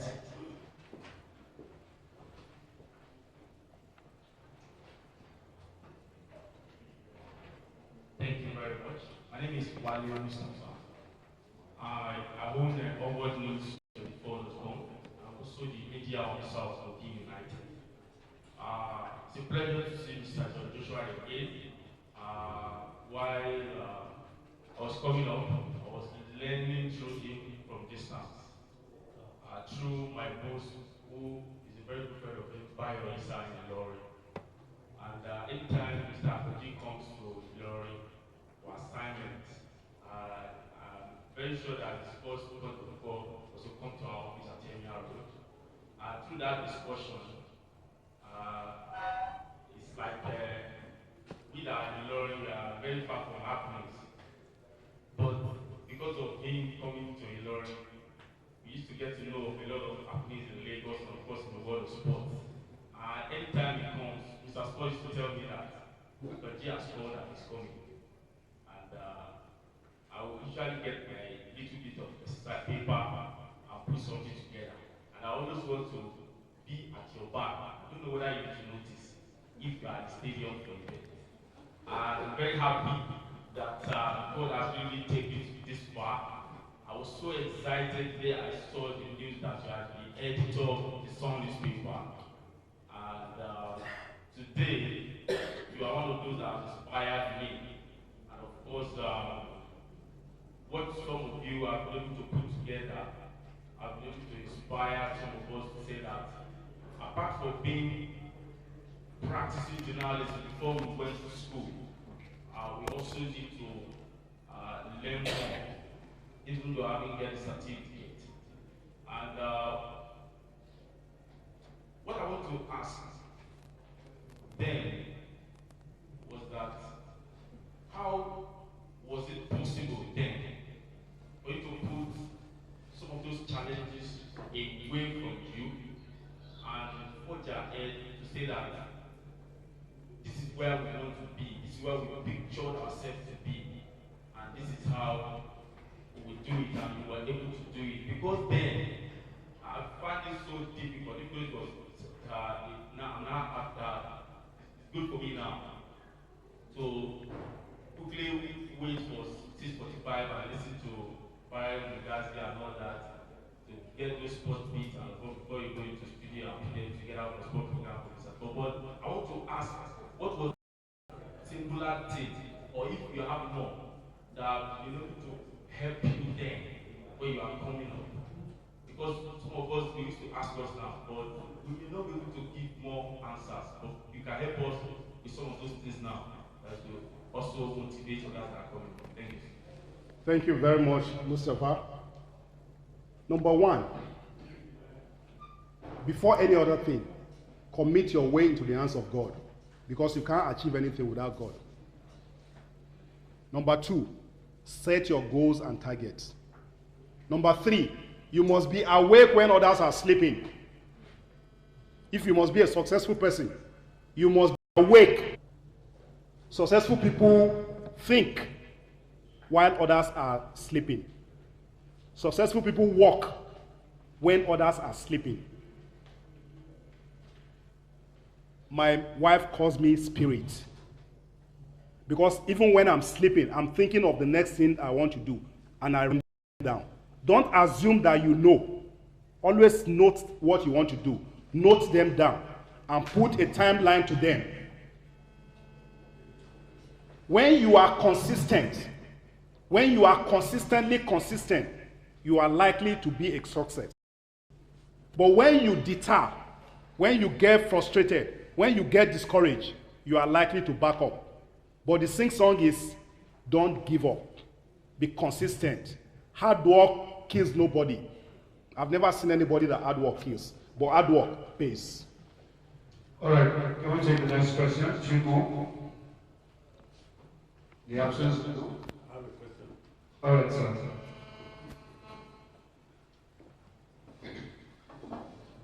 Let me thank you sincerely for this well-researched presentation. Sports journalism is just like law. You study the principles of law in the university. You go to the Nigerian law school to study the practice of law.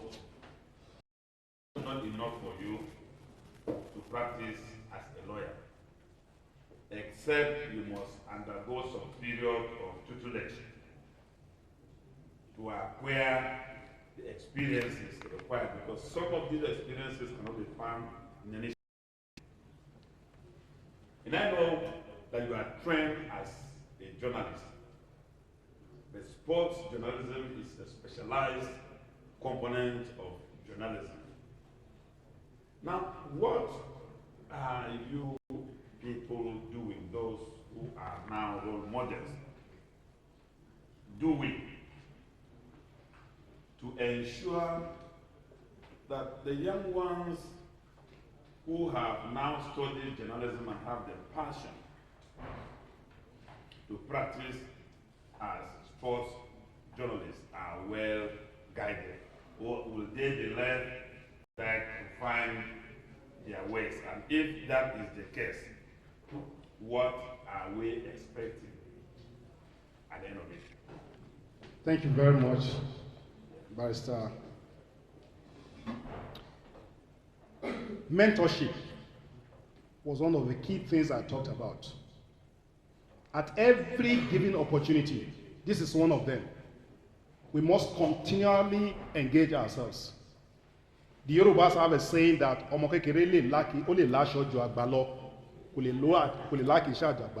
that is, a young person, I will interpret it, Barrister. A young person might think he has new clothes, but he cannot have old clothes like the elderly people. Yeah. I see a lot of young people telling journalists that, Oga, you are old school, Jerry. Oga, when you practice journalism, things have changed. But the wealth of experience can never be bought in the market, can never be quantified. And that's why I talked about mentorship and learning from the legends, learning from those that have seen it. Because they are going to be speaking to you from the point of view of their practical experience. When Tayo Balogun is here, I will be behind him. If the Ladi Bako is here, I will queue up behind him. If the late Zakari Mame was here, I'll queue up behind him. BTC Olatilo, I mean, these were people that we grew up listening to. Ns Okonkwo. The great Ns Okonkwo. They did research. They asked questions. They interacted. They could give you facts and figures at the tip of their fingers because they were voracious readers. They were not content with peanuts. They were not content with just doing things haphazardly. They were totally committed to the profession. So as young journalists, we must be voracious readers. We must update ourselves. We must upgrade ourselves. And we must never forget that experience, they know they buy for market too.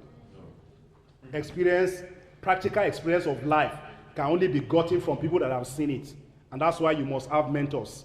You must have role models that you can always ask questions. I take it on myself. Any little opportunity I have, when I see young people, I engage them. I saw a young boy, very tall in the bank, and I called him, took his number. You're a future basketball player. You see young person, He writes well. He speaks well. Why don't you try this? So in our own little corners, we are also role models when we mentor younger ones. Yes, most of you are young, but you are also role models because there are people that also look up to you. Maybe they are still in secondary school. Maybe they are still in university. They look up to you as role models. So your lives, your attitude, your action will inspire them. In totality, for me, there's no half measures. It's either you are in or you are out. All right. Can we take one more question? All right.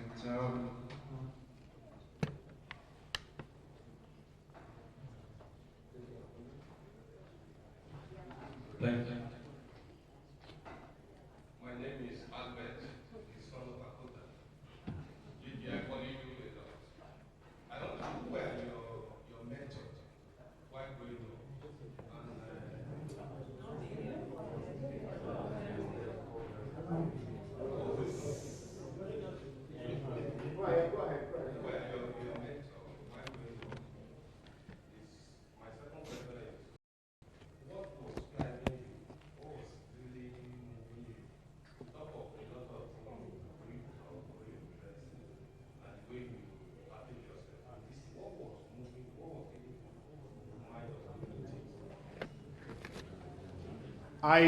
Thank you very much. I lost my father when I was just 6 years old. So my mom was my number one mentor because she always tell me, don't forget the son of whom you are. So my mother was my number one mentor. I went to a secondary school that had players in Green Eagles. They used to call me Lefty because I was a fantastic left footer. But I couldn't be part of that team. I'm sure it's only, when I'm talking now, not even Lyrica will remember these players. I'm sure it's only Barrister Dalong and maybe Robinson that will know Sunday Daniel, that will know Anjuma Baba, that will know Sani Adamu, that will know Tony Agaranduku. These were my senior in secondary school. I went to the same secondary school with Rita Didikiri. My school had a reputation of producing great talent, so much so that a lot of them were given scholarship. You remember Jimoh Ibrahim? These were my senior in secondary school. So they were superstars in their right. They would go to Green Eagles, Flying Eagles camp and come back and we'll just be on the sideline watching them and, you know, just aspiring. Like I said to you, my uncle was a fantastic footballer. We used to call him Angaru. He played with the late Yekini, not Rashidi Yekini. I'm sure knows him. But I mean, these were people that were role models at that time and were looking up to them. But above all, for me, I had a spirit of always wanting to learn. So I read a lot. I still do. I listen to news a lot. I was addicted to news. And the only time I ever made my mom to cry was when somebody out of her house because he asked me a stupid question when Nigeria was down against Ghana in 1992 Nations Cup finals. And he came into my room and said, what was the score? Of course, Nigeria was down by 1 goal. And I felt humiliated, I felt angry, and for the very first time, I lost my cool. And my mother was taken aback by the fact that I didn't listen to her because she was trying to caution me. I mean, but what I'm saying is that the passion of following our teams are taking me to almost every part of Nigeria, even when I was not a practicing journalist. But I had an aspiration that I wanted to use sports as a vehicle to contribute my quota to the development of Nigeria. And every one of us also has that in us. We must have a passion. That passion can be translated into so many things. And we can use it to disciple people, we can use it to mentor people, we can use it to encourage people. When you see somebody in their need, a sports person, you have a responsibility to assist that person. Not necessarily with money, through publicity, through recommendation, or what have you. But I believe that all of us here, we are role models and we have a responsibility to the larger society. Jam your hands, please. All right, well, there's just a number of questions. Thank you very much, Mr. J.J. Akonji. Thank you so much for availing us your time here. Let me do a little bit of introduction. Before we go to the next lesson or lecture. The Secretary Swan Emeritus is here now, Mr. Androva. Please, let's put our hands together for him. I saw him a while ago, sitting there. Thank you very much. And of course, the Vice Chairman, FCT Swan, Mr. Tululu is also here. Please stand up and take a bow where you are. Thank you very much, and thanks for coming. All right, we'll go to the next, the man who knows Nigerian League in and out will be doing this for us. He became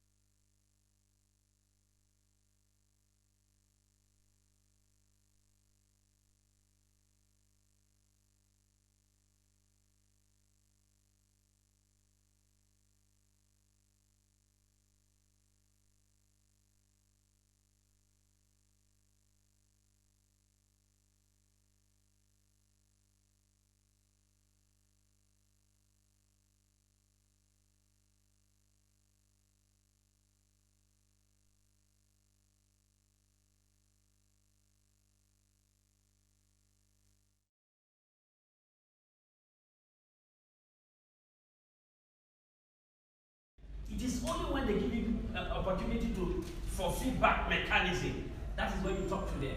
But the advantages of new media can never be undermined. There's the encoder and the decoder. Talk the way we've been, somebody is reacting immediately, talking to you, two-way process. The encoder and the decoder in journalism, I'm talking about journalism now, you can as well be doing a series of activities at the same time and you will be result-oriented.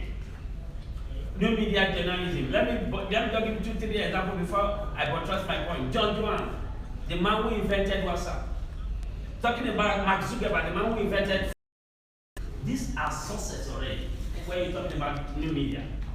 Imagine everybody sitting here today, 90% of us have WhatsApp. But we know it. The person is making a lot of money as I speak with you. It's an Ukrainian, the person is from Ukraine together with my brand and down from California. The two of them sat together, they were reminiscing, and they came out, they actually want to overflog Facebook out of the market. And they brought WhatsApp. I keep telling my friends, people I'm looking up to, or people I talk to, that I, Kola Daniel, I'm a product of rugged passion to the job. I'm not skillful. I keep telling people who come to me, some will ask me, I say, do you know I don't know this job as expected? But my passion paved way for me in this job, journalism. 16 years postgraduate experience, I knew that, I never knew I was actually in the wrong field. I was a lecturer in University of Abuja. I taught the Busari, one of the person who actually invented, who put this together. He was my student in University of Abuja. I immediately graduated from school. He came to meet me. He said, Sam, I want to start journalism. I was doing it on a freelance basis then. I never knew what I actually wanted. Do I want to be in the classroom as a lecturer, or do I actually make journalism as a career? Frank Ilaboya was the first person who gave me my first appointment letter, 2005, Sport Metro in Lagos, in conjunction with Channels TV. I became Channels TV first correspondent in Abuja, courtesy of Frank Ilaboya. That's my boss. I was actually looking up to him. Ovejeko Desom of AIT is another man who modeled me when I was actually appearing in his show in AIT.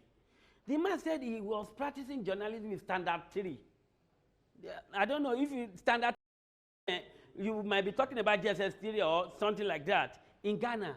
And I said to myself, if this man could be eloquent, versatile, and is practicing journalism with Standard 3, how much more me with a master's degree?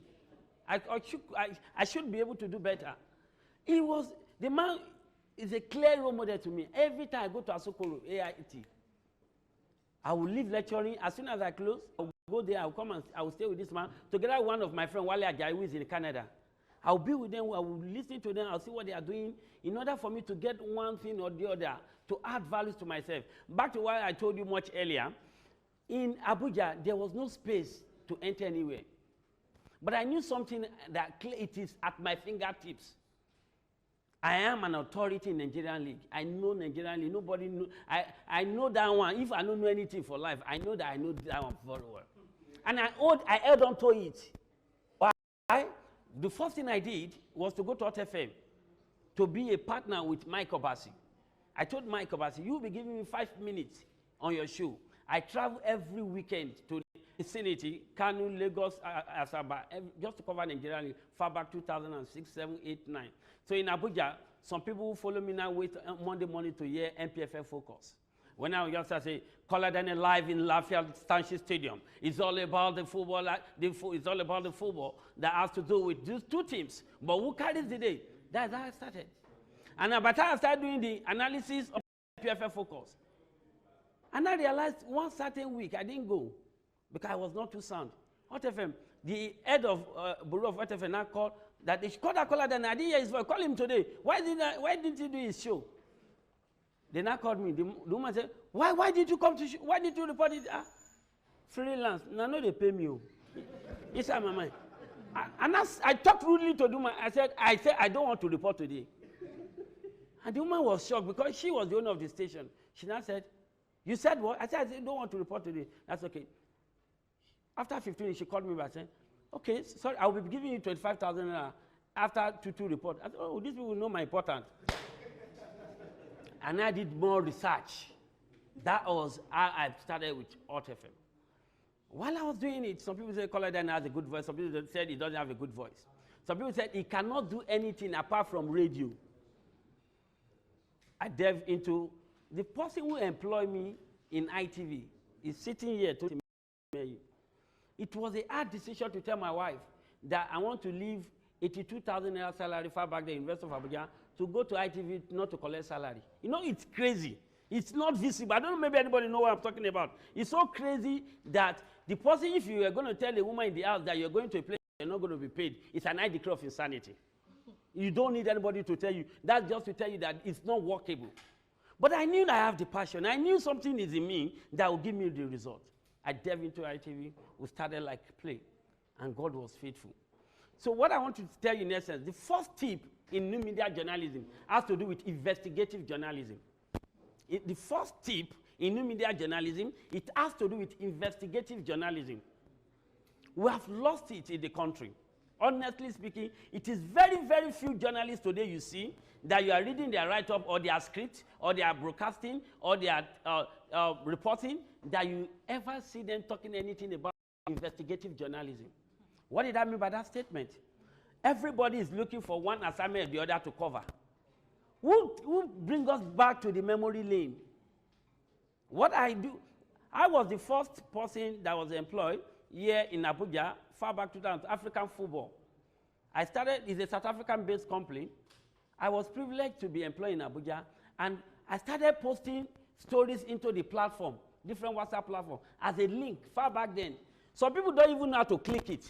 They say, Caller Dan is disturbing us with a lot of this click and this thing. What is this one? What is this one? That time, online was not even as common as now. I started pushing the story of African football. We did African football with my boss who took me there, Samadu. This is another mentor. We started it. After 3 years, we've made so much name, African football. And he called me and they said, we're leaving African football. Both of us going to partner, he will fund it, we'll start Score Nigeria. It was a tough decision.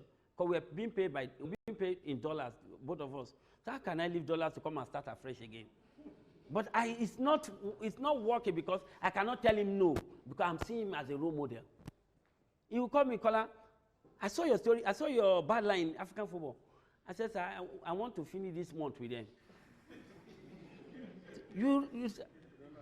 I just prayed, we started Score Nigeria. At a point, for those who know what I'm talking about know that Score Nigeria becomes a source of information to the people on radio and television. People go to that site like mad. You Google, as you are clicking, we are making money. As you are clicking, we are making money.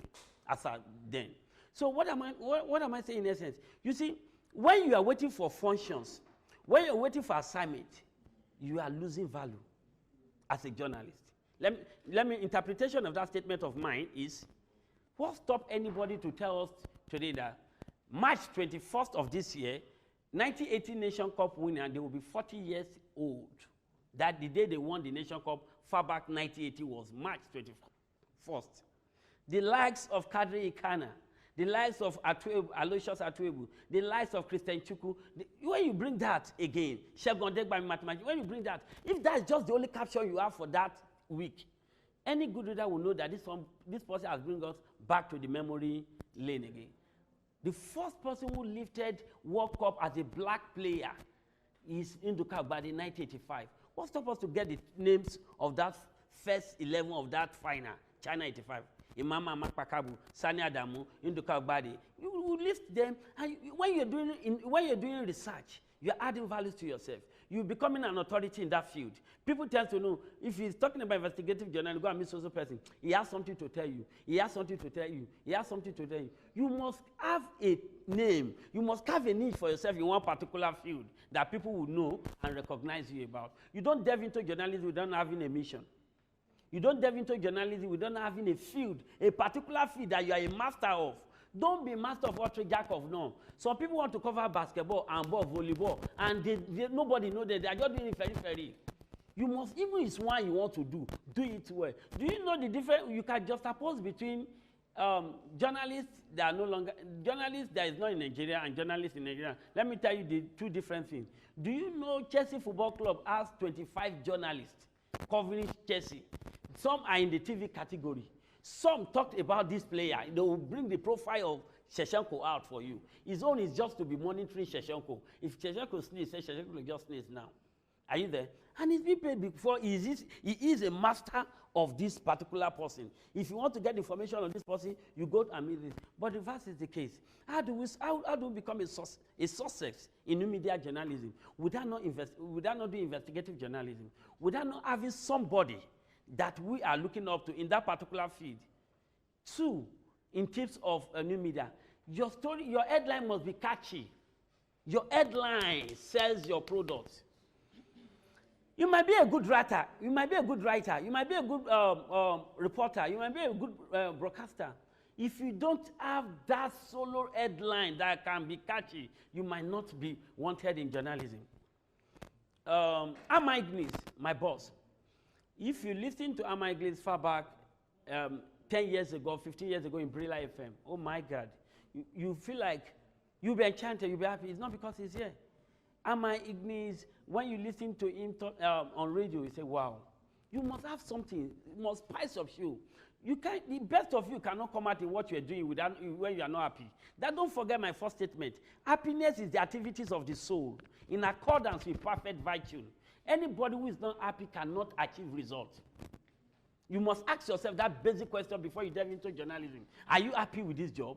If you're happy, then that is where you begin to get the result. And that is the more reason why I said your headline must be catchy. Who wants to listen to that broadcaster that said, welcome to today's sports show. I'm here with me is Felix. Here with me here is Ryan. Some people will just tune to another station.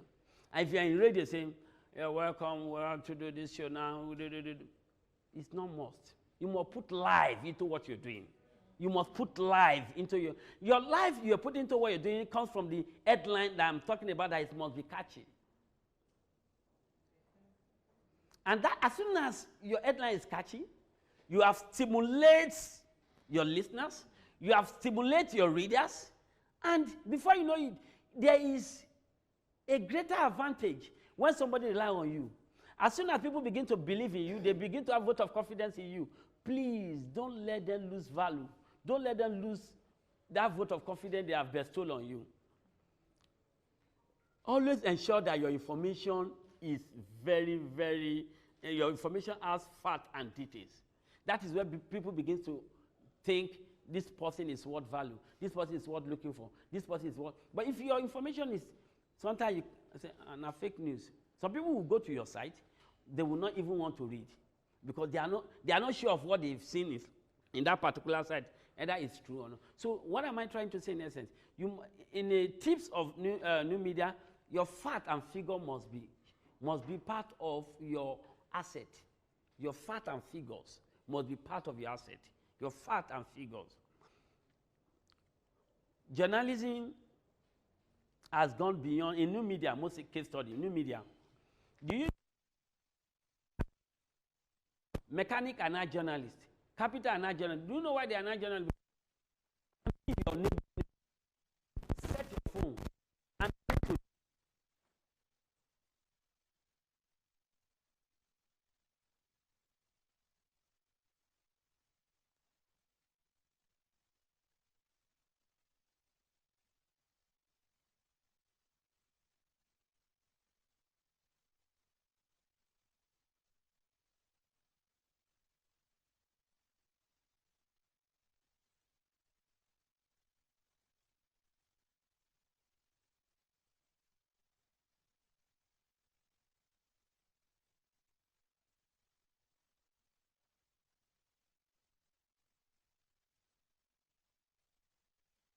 cannot be a journalist is the edge.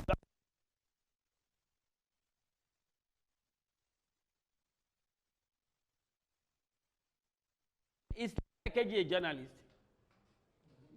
It's like a journalist, but she has followers.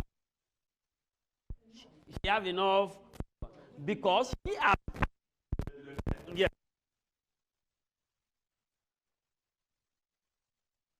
Because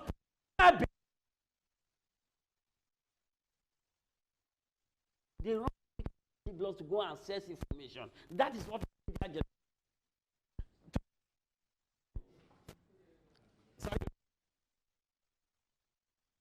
That guy, you see his follower. There's one guy in Instagram, volume of 76,000 people about relationship. That KG, I'm a boy. But they what do to tell you what new media can do to you. I stand to be correct. Are a journalist? Either you are in television, or you're in radio, or you're in print.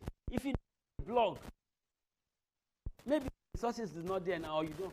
Please, it is very, very important for new media. For the fact that you still call, it's very important to have a blog in this modern world, because in your radio show, they package. People will watch, people will look, people will make money through that blog. TV, the same thing. Not to talk about you just practicing journalism. Do you know if you had an interview, so I interview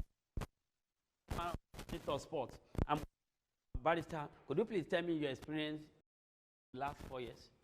As soon as I'm a radio journalist, but do you know me with the visual? I don't know, maybe I'm communicating. Do you know somebody can package it for YouTube, can put it in your blog? I don't know. And people go there and see. Mary Montessori, philosopher of education, sorry for bringing this. They said learning goes further.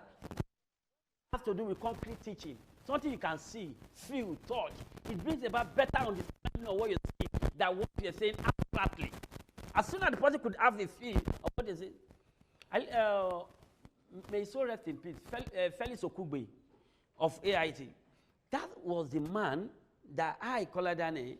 If I crave to enjoy this journalism, that was the man I was actually looking for. Mundia Sport International. As soon as he started Saturday, nothing my dad would say that would make me go out of that seat. Felix Okugbe say, "This is Felix Okugbe reporting live close to Ronaldo. The skin of Ronaldo de Lima, join the right to Ronaldo de Lima." I begin to feel the ecstasy. I begin to feel his artistry, his spice, his passion for the job. And I was long, I said, how can I be like this man in question? When they blocked Abuja, no medium, you cannot enter anywhere. I went and bought camera. Went to Nikon eating, 2004. They were preparing to go to Tunisia 2004. The only person I knew in that team very well, that knew me one-on-one, was Sheyi Jojolof in Ghana, who happens to be my causemate. Sheyi, I go there, I said, Sheyi, what you do for me? Please pass me so that I will come to where the players is. Caucasian and small thing. Took me to where the players is. I was in the middle of the, I employed somebody, I gave him money. No medium, I was in the middle of the, I just say, call it Daniel reporting like, this is Abe George, you can see Abe George. Joseph Enakiri, Christian Obodo, all over, touching them, taking the photograph, doing. So when I did that, I have the picture, I have the video. No medium. After 2 months, I sent it to Frank Laboya, my boss. He said, where did you do this? I said, I did it for myself. Say, why? Who are you saying? I said, I'm just feeling the job. I'm doing it for myself. So, Sheyi Jojolof in Ghana, and I packaged it for him inside CD plate. And when they came, I went and gave him the CD. Now watch in his room. Say, that was the first dollar I see in journalism. After that, I call myself journalist. I gave me $300. And I said, just like that? This thing what I like, you can't pay me for. I will do this job well. So immediately he gave me that $300. I went and looked for one pretty lady. So I'm down going with one lady now, so we are two. So if they bounce me, I said, show your fine face. They'll take us. We started doing, both of us started doing, when we get money, after we go to the toilet or Nikon, I'll give her her own, I'll go. And it was paying off because I knew I have passion for it, but there was no medium. I'm being sincere to you. Very sure that. Very sure. And I came to NFF. Not now. I came to Nigeria Football Federation where journalists used to assemble. It's like 6 click. Andrew Abba click. Amma English click. Oga Victor click. All 6 click. When you come, you greet them around. It's like a school. Now the journalist will call you by your name. We know our senior. You go, Oga Victor. Then Andrew Abba say, you come here, caller. You say now NPFA you want to talk. You go suffer. NPFA. I wanted him to hear this. He just left out now. You go suffer NPFA. Which money they there? Do you know when I started talking about NPFA focus? And I realized I have done more than enough to achieve, to get something that will give me a sense of fulfillment. Clubs started calling me. The caller, what is the name of that player playing right full back for Kano Pillars? I'll tell them the name. I'll tell them their strength. It's a workaholic right full back. He can move. He can come back. They will go and buy that player. They will go and buy that player, and I realize that, okay, I started thinking outside the box. Because you cannot succeed you cannot be a success in journalism without not having anything to show for it. The essence of life is proverbial golden flakes, greener pasture. Ability to move from one state to another determines you as a man. There is, even biblically, God hates stagnation. To be in a sport, you must be innovative. You must add values to yourself. The only way you can add value to yourself is only what you believe in and what you know. Please don't report what you don't know. You might not be a success. As soon as you are doing what you know and what you believe in, your strength comes out. In a nutshell, because they are actually telling me to round up, but you give me just 5 minutes, let me get around. In a nutshell, there's what we call, in new media, what new media does for you, it brings about universal recognition. What old traditional media cannot give to you. It brings about what? Universal what? Recognition. All over the world. If you're reporting for new, you will be known not just in your country, not just within the vicinity you are. I'm a living witness of what I'm just talking about. I'm just traveling. I got to the airport. I realized that my ID card, and I can't go back. The guy said, your ID card, I said, I don't have it, please. The aircraft want to be. Let me go. He said, no, you can't leave. I said, please, I want to go. He said, your ID card. I said, you don't know me. We talk about you. He said, I'm Paula Daniel. He said, what do you concern me? I said, okay. I'm an award-winning journalist. Google my name. The guy, jokingly, the guy just brought out his phone. Now, true, my profile just came out of the Google. That he said I should pass. What I'm only trying to say, what new media can do for you is it beautifies you, it beautifies your personalities, it gives you an edge in the industry. That is to say, don't limit yourself only to the traditional media. Radio and television are still digital, but they are still obsolete one way or the other. We're talking about the new media where, as soon as the story breaks, you are breaking it. Another thing that stands me out is I go to the place where the story is. I'm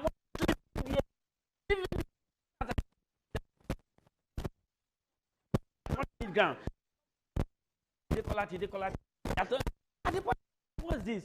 I like the. I will pick something. If I do like this, I'm going. Before 2 minutes, I've read. You must have something in the aspect you have chosen. People in the country call me exclusive. Some people will tell you, have something that will speak. There's no time. I really actually want to give my best. Thank you.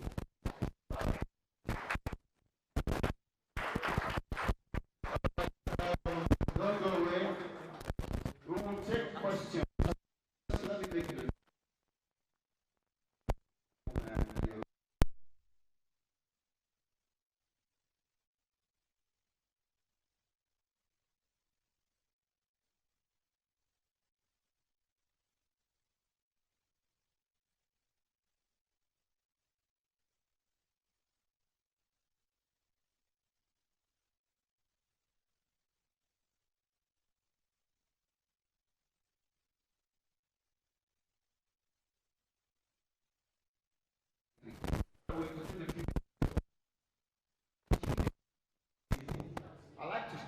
those who have not asked questions. That's why I'm here to beat you. You know, you asked the question in the first lecture. With you. All right. Thank you very much. Yeah, it is. It's on. I gave it to you and you switched it off. Okay, thank you very much, Mr. Daniel, for your wonderful visit. My name is Sharif Abdallah.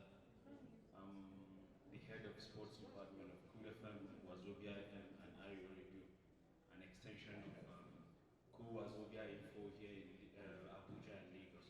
I also double as the media officer of the National Independent Meeting.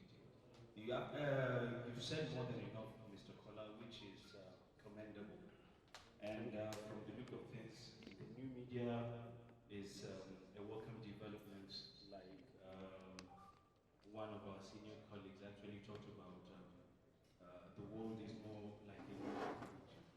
But we shouldn't also forget the fact that the new media is also a very, very big challenge, particularly in spreading and propagating fake stories. Let me just give you an instance. A couple of days ago, I was talking to one of my subordinates who actually picked a story. That was about 10 or 12 days ago. Picked a story on WhatsApp and headed straight to Cool FM on Football Fans Time Show. That was in Kano. And I now asked him, how did you get to find out of the list of Super Eagles players released by? He said he got it on WhatsApp. I said, are you for real? On WhatsApp? But I don't think so. You shouldn't rely on WhatsApp messages. And unfortunately, that report wasn't genuine.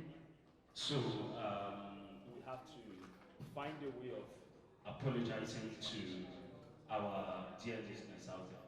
So the new media is also a very big challenge to this noble profession. How do you think that can be curbed, by the way? Because journalism is fast growing and we all know that. And the new media is also key in trying to, propagate a lot of stories we have across, not just in Nigeria, but across the globe. Thank you very much. I think, I've said it before, it's just simple. I talked about fact and figure. That your fact and figures can stand you out.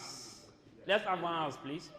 I said our fact and figures can stand us out. Babs, back to what I said, you see, new media, everybody is now a journalist. Everybody is now a journalist. But ability for you to know where the source is actually emanating from matter most. You see, the journalistic instinct is working now. You see, some people is going out, they want to source for information. The former Minister of Sports just left. Before you go on air, you actually want to disseminate information to the general public. And the information you are not too sure of it. There's nothing wrong in telling the viewers that we are going to tell you. You might not even go to the media, go on air and say, these are the 23-man list of the Super Eagles, if you're not sure of that particular information. If you have experience in radio, which you have, if that person in question have that experience, when I was actually working in a radio station, I can as well say, I'm going to tips of the Super Eagle team. I'm not too sure. I'm going to call 14, 15 names that I know that the names will be there. And I'm going to say it on air, that don't go to bed with this list. But we are just fine-tuning. We're trying to whet your appetite regarding this. So we can cover what you just said by tracing our source for fact and figure. Thank you. All right, let me take a lady. Quickly.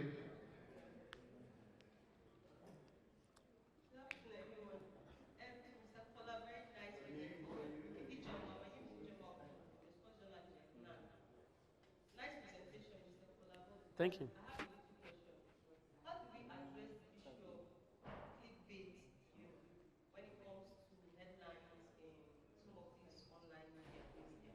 There are a lot of people post things, the headline is always usually very different from the story. You see something like, why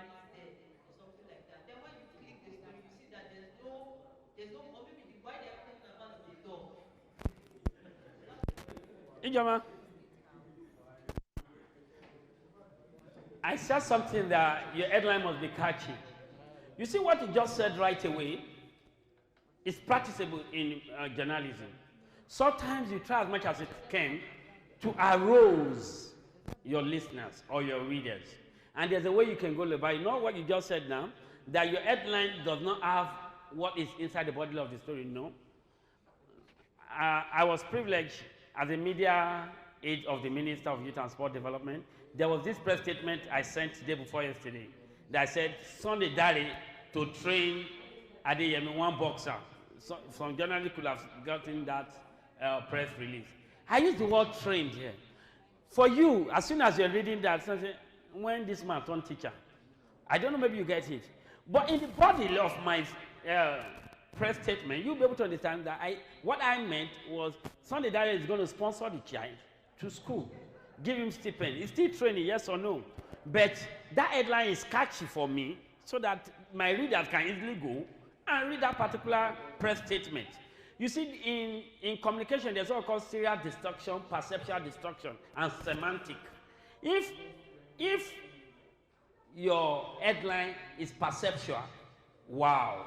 Perceptual in the sense or synonymous, like the word train. Train, you could see train in two different words. Train could be means of transportation. Train could be training you acquired. Am I communicating? But it all depends on the context. Your context builds your readers. There are some certain people, they are good in satanic headline. Are you there? When they say, Femi jail yesterday. Are you there? So James, why James? Some people rush there and what? So somebody else can give you another headline. Said, he's at it again. He's siphoned. So if you look at it, say he's siphoned. Somebody said again, but at the body of the content, you realize that the person has been taken to prison. It all depends on the context or how you use it. Your headline must be catchy. Your headline must be catchy. All right, next and the last question for this session. Sorry, brother. Good afternoon, sir. Good afternoon. Good afternoon. My question is this. My name is Sam Zero from Aspheric News. From Aspheric News. Say that again. Aspheric News. Aspheric. Yeah. Sorry, let me just make a comment. Sorry. You see, distinction is very vital when we talk. I've asked you 3 times what you were saying. That's the point. Thank you. My question is this. We know that of recent, the attention span of people when it comes to reading news content is actually low. Now we have more visual content. Now, as a journalist, you have your own style of writing probably. And then we want to maybe write a news that is SEO compliant. So how do you try to, maybe you have like 3-10 contents to do in a day. You still have to put in your writing style. You still have to do an SEO compliant article. How do you match these things together? Knowing fully that maybe for a new brand, a new online brand, that you might not have it from the social media, so you depend on SEO. So how do you still get it done with the number of news you have to stand out to meet the competition? Thank you. Honestly, I don't have a sense of clarity, but I think it's not how many news or stories you disseminate a day that matters. You can have 10 stories a day that are not valued to the society. You can have you can have 1 story a day that could speak volume for you for a year. A story could make you an award-winning journalist. 1 story could make you so you, apart from practicing, having a lot of content to produce a day and you just want to deliver, some stupid station will tell you you must write 10 stories a day, 15 stories a day. It's not a best practice in journalism. I've practiced this job for more than 10 years, 15 years now. I know that the best in this job is when you are settled, when you can give 1, 2, 3, 4 that can bring life. If you want to give 10 stories a day, it's ambiguous in nature. So the best thing to do, if I were your shoe as a reporter, look at that story that will be vital, that could sell you out to the public. Look at that story. Something is trending, a disease called coronavirus, right? And you are in the health ministry, you are an health reporter, and you have not done anything regarding that coronavirus, and you are reporting health. That means you are not reporting that health. I don't know, maybe you understand what I'm trying to say. Because you are supposed to do some special features how the disease came into existence. Who was the first person that contracted the disease? From what source did this disease came into being? Is it from animal? Is it from being? I don't know, maybe you understand. Take a features, educate your readers, educate your viewers on that particular thing. That alone can carve a niche for yourself.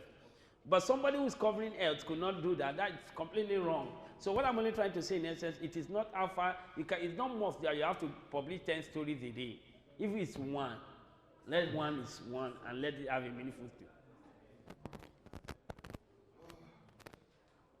Thank you very much. Go back to your seats. Let's put our hands. Let's clap for him. It's not easy. We have two things that we will do before we call it day. One, we have one more lesson to take. We have certificates to offer every participant. Program. This is quite.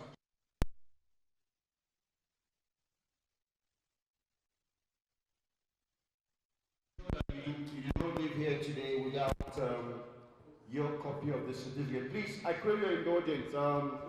Praise. Help me tell our colleagues who are outside to come in so that we do not leave the hall empty. And before our next facilitator comes on, please urge them to come in. They must be through now with the interview with the former sports minister so that we can keep going. Mr. Kola, thank you so much for, please don't forget your papers. Please, let's be seated. We have a theme today, a theme that says we're exploring efficacy in journalism. That's actually what we're looking at. And to do a little recap, we've had, the first lecture we had was on the challenges facing beginners and what to do to be a successful journalist. That was delivered to us by the NTA boss, Mr. Femi Johnson. And on the second lecture, we had how to become a radio broadcaster. Mr. Victor Iroli did that with us. And then we had a keynote address by the former Minister of Sports, Youth and Sports, who officially declared the event open for us. And then before we now had the third lecture by JJ Akwanji, essay to the sports minister as well, who told us what we need to do to become sports journalists. And we had just about now ended Mr. Kola Daniel, who took us on how to effectively manage the new media or become a new media journalist. That's the one we also know as the social media. All right, distinguished ladies and gentlemen, we'll be going to the other lecture. It's called the do's and don'ts in journalism. The do's and don'ts in journalism. But before we do that, let me invite the Swan Shaman, Mr. Ndobeze Chidoka, to slice in a word for us on an occasion like this, because this is actually his realm, and most of us who are sports writers, especially those of us based in Abuja here, we're under his watch. Mr. Ndobeze Chidoka, please let's put our hands together for him. Thank you very much, Ama Ignis. Ladies and gentlemen, thank you very much for craving your time and finding out time to be part of this program. We all know why we're here, one day journalism workshop for exploring efficacy in journalism. That's what has brought us, all of us here. let me just, we had, the lectures by some of our participants, some of our resource persons, the minister, to JJ, to NTA, GM, and then just the one delivered by our colleague, Kola Daniel. Let me just let us know that what we're doing here is very important. Just forget about, the platform with which you are here for. What we're talking about is that there is need for us to understand the nature of the job that we're doing. Nature of the job in the sense that you must know the rudiments of journalism. There are some stations that have training schools, talking about NTA, talking about FRCN, and some other media organizations that have their training schools. When you don't have opportunity to be part of that organization, then this kind of platform is not something that you just play with.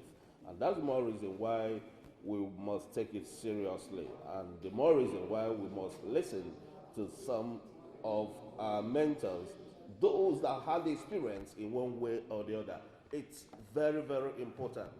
Let me harp on what one of us said about mentoring and then style of writing. For example, as a broadcast journalist, something that thrills me is the fact that when I joined journalism in 2002, I had the opportunity of working with a lot of people that modeled my life in journalism or broadcast business. When you listen to some of them, like what JJ said, the likes of those that mentored him, apart from when I was at Nsukka High School as a junior student, I remember Osmond Ezinwa. I remember his kid brother, what's his name again? Osmond, and the athletes of note that we have. There are two of them. They were the senior champions of XTC then. I was the junior champion of Nsukka High School so many years ago. I never knew I would join sports reporting when I grew up. But because I have this inherent talent in me as an athlete, as a young chap, I was the junior champion. Osmond and his brother were the senior champions at STC. There was serious competition. I remember the likes of Obugongwobia that they get it to the national level. But these are some of the some of the sports that is in you, even when you are not practicing, even when you are not doing it as expected. But the passion you have must start from somewhere. There are some of us that have passion that people influenced. The likes of Ernest Okonkwo that I know is Amaignu's mentor. Ernest is also my mentor because of the way he runs commentary. Many of them thought that when Ernest Okonkwo leaves Radio Nigeria, that Radio Nigeria will die. But all the same, everyone comes with the talent in him. The likes of Richard Yasiebu, the likes of Emeka Odipo, the likes of Pius Osewege, and lately, Shino Abimbola. Well, what we are talking about is, in the job, you must give room for mentoring and you must give room of improving yourself. Well, another thing I want to happen is that we must create time to improve ourselves. It is very important. Don't just say that on every morning, on daily basis, you just go out, you want to cover an assignment. You also think beyond all these things because it's going to call for one day. I remember one of my auntie that had opportunity of getting international job, UN job. Yes, she was doing what she could, but he had the opportunity of going for some training and exposure and even pursuing her academic career until she got to a level that she was called for that opportunity. Remember what Abraham Lincoln said: get the enviable job when the opportunity calls, so that you can, how can you get it? The way you can do those jobs. If you can't do it, nobody will give you the room to grab that opportunity. And that is the more reason why we have to work hard as journalists to ensure that those jobs there are so many jobs up there. But sometimes when you don't further your studies, or when you don't create time to even go on the internet, just like as I always used to say, let us limit the time we spend on internet for frivolous things. Let us create an opportunity through the internet. Use that opportunity to look for better jobs, better training opportunities, and something that will improve your life. I tell everyone that I come across to, please, it is important that we help ourselves because we don't know what will happen tomorrow. Now we are talking about new media. There are so many jobs out there, but you can get those jobs when you improve yourself. We must create time to improve ourselves. It is very important. Don't say that the job is so serious on your table. You must create time to improve yourself, and then you must create time to exercise and help yourself. You must create time to exercise. Create time to, involve yourself in other things that are not even on the job you're doing. Those creating time for recreational activities will certainly help your mental being and your health. It is very important. So please, ladies and gentlemen, we know why we're all here, and there are so many things we have learned here. As we are learning them, let us put them into practice, believing that it is an opportunity that we should not let go just like that. And knowing fully well that there are so much opportunities out there, let us not miss it. Even when you're doing your journalism work, still find a way. If you think that there are other areas that you can delve into, do it. Just 2 days ago, or 3 days ago, I met a man that told me that he worked with FLCN for just 5 years.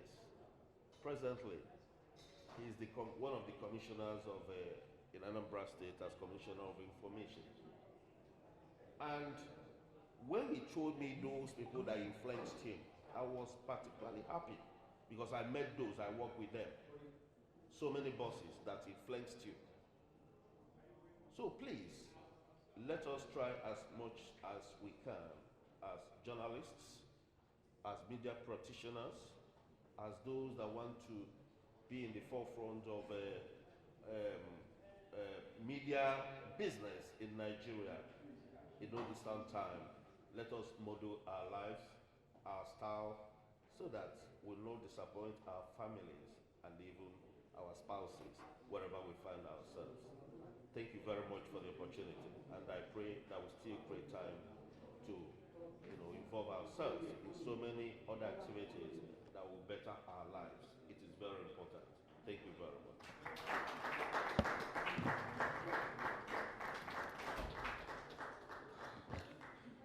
All right, distinguished ladies and gentlemen, let's invite our next facilitator. Thank you so much, Chairman, Mr. Ndoboze Chidoka.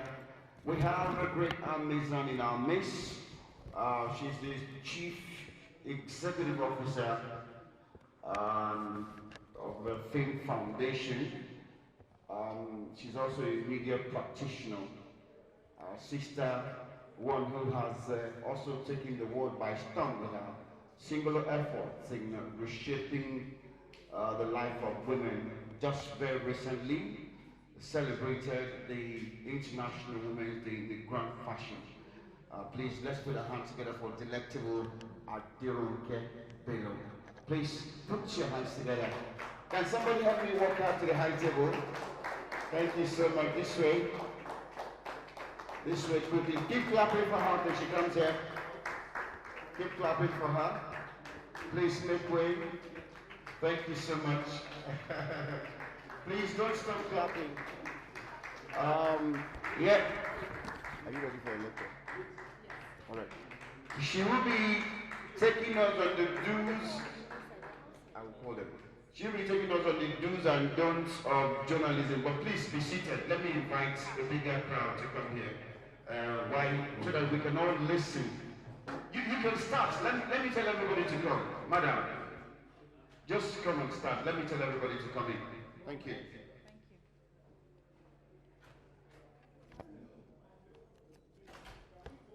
Good afternoon, everybody.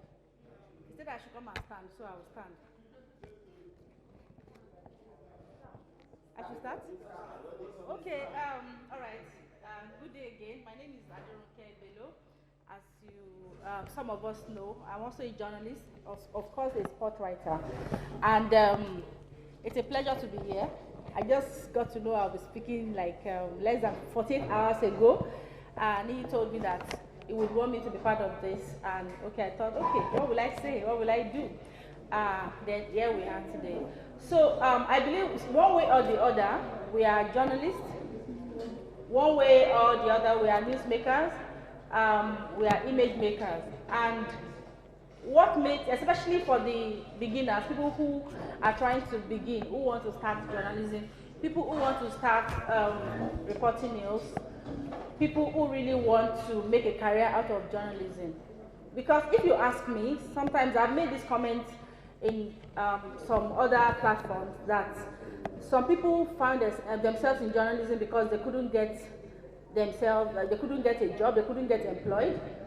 While some, especially I'm talking about sports reporting now, some people they started reporting news because they go to, I beg your pardon, beer parlor to watch football, to watch their favorite foreign team, and they joined maybe the likes of, became friends with the likes of Colin Udo on Facebook, and they start passing comments, and before you know it, they are journalists. We have different people come into journalism that way, just because you think you watch football match, just because you think you argue at the beer parlor, just because you think you know how formation works, that makes you a journalist. No. So now I'll talk about the do's. As a sport journalist, as a journalist, what are the do's? The first thing you need as a journalist is passion. You know, you have to be passionate in whatever you do. Passion, passion, passion. Can you answer this question? Are you passionate about journalism, or you're just a journalist because you couldn't get a job? Or you're just a journalist because you want to be on TV? Or you are just a journalist because you want to tweet, you want to Facebook, you want to mingle with people? So if you are not passionate about journalism or whatever it is you do, you can't go far. It's just basic. So how many of us can answer the question, am I passionate about what I do? Do I love it? Am I angry at my work? Am I miserable being a journalist? Am I always complaining there's no money? So you have to, number one, you have to be passionate. Do not look at the money at first. Money will come, and I'll tell you how. So passion is very important. Then number two, you have to be inquisitive.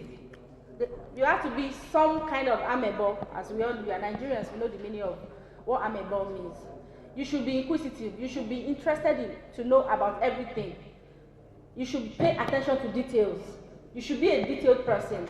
You can't be careless.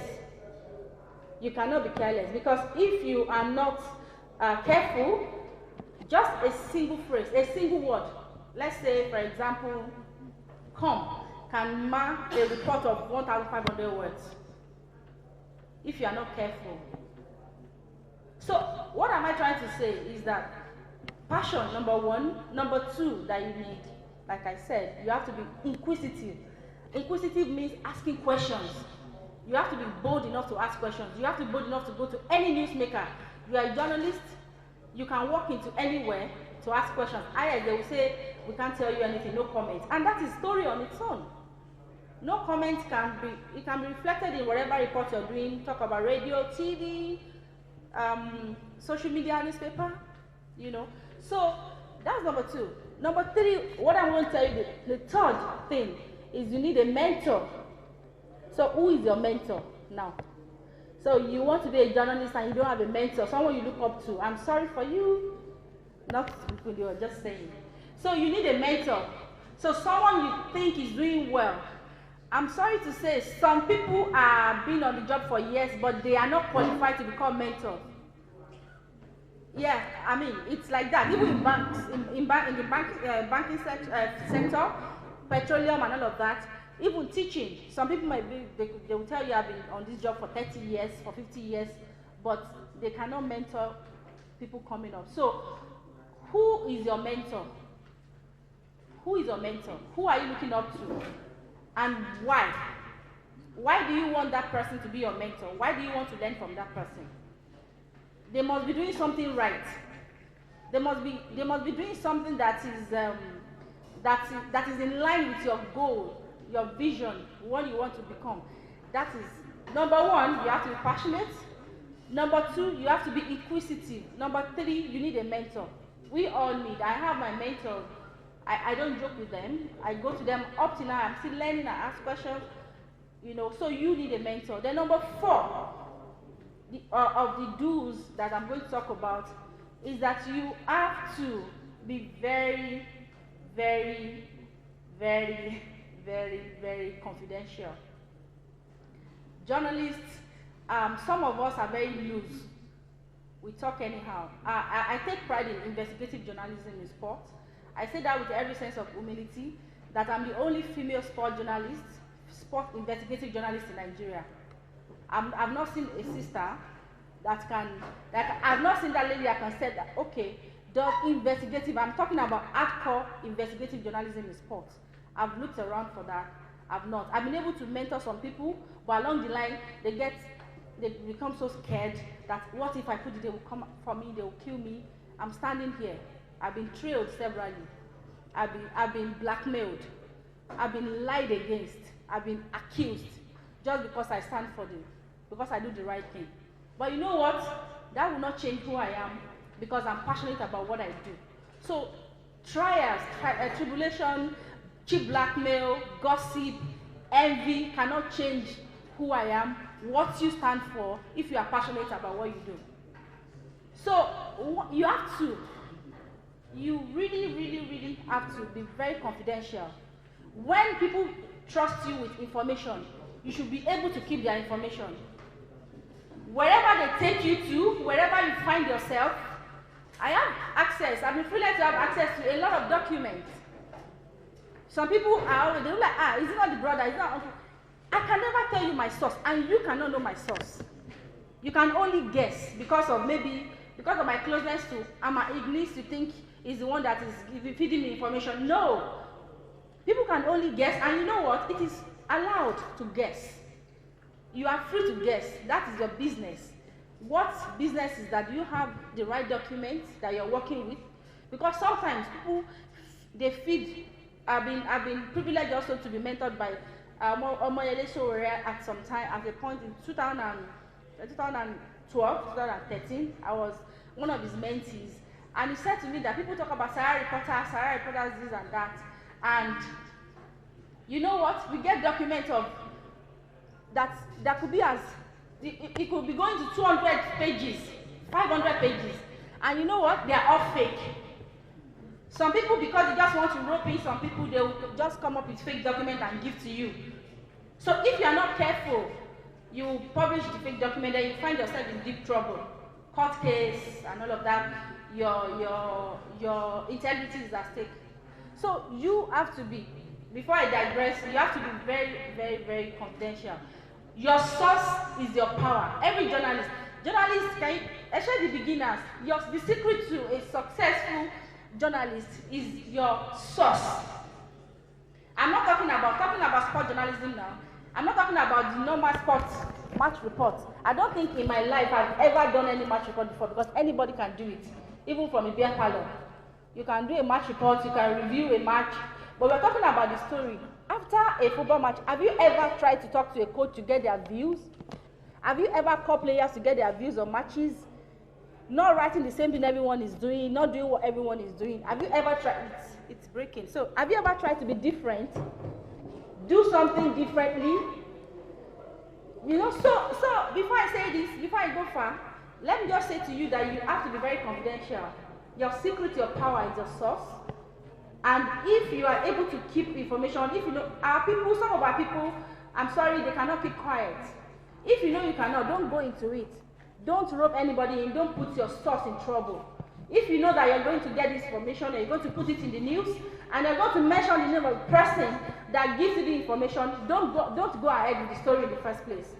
You have to be confidential. Number 5, your source. Another do is for you to have great network of contacts.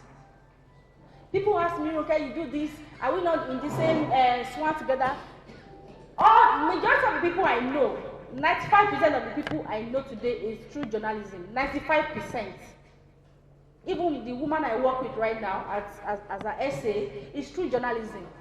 95% of the people I know today, both working for my advocacy, my organization, I'm talking about professional relationship now.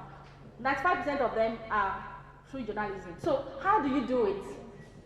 How can you get yourself a good network? How can you create a good network of people? As a journalist, you have the power to meet people. Then how do you compose yourself? Some of our people, I go for assignment, I see them, how can you dress? How can you wear a face cap? Upstairs matter face cap, Indomie t-shirt, rumpled jean, and one useless shoe. And I won't apologize for that. You dress well and look good, then people will take you seriously. Use roll-on. Roll-on is just 400 naira, for crying out loud. You don't want to open your mouth to interview somebody, you have halitosis, your mouth is oozing. These are things we need to look at. I'm sorry, I have to be very straightforward. People that know me, they know that I'm very blunt. Have you done this before going for an interview? To check your breath. You can't be interviewing somebody and your smell is all over their face.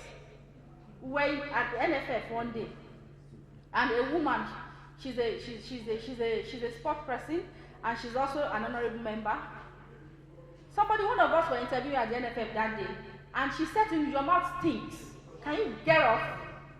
One of us, a guy, you are young and you see foam here. She said it openly. She said, "My friend, why?" And we're all together. I could smell it too. The thing was cozy like this. The woman was like, so she couldn't cope. She couldn't cope. She just said, "Well, please, can you stop talking? Your mouth. Then what is all these white patches? Please get out." And she walked away. I have to be very. These are the things. These are the reality. These are the truths. We don't tell ourselves these truths. You want people to take you seriously? They call me sport diva. Why? When I'm going for assignments, I'm always in heels.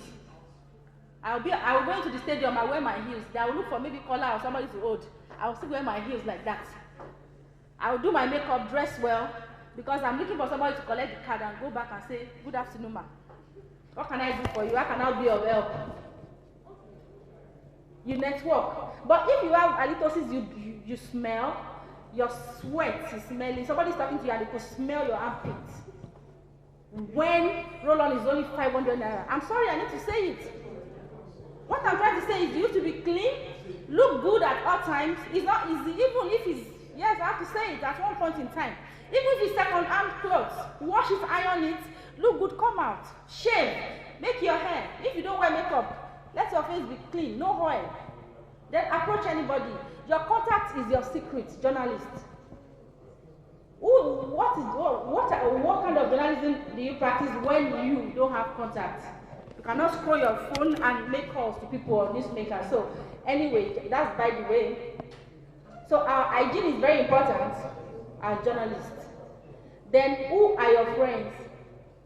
What circle do you keep? What circle?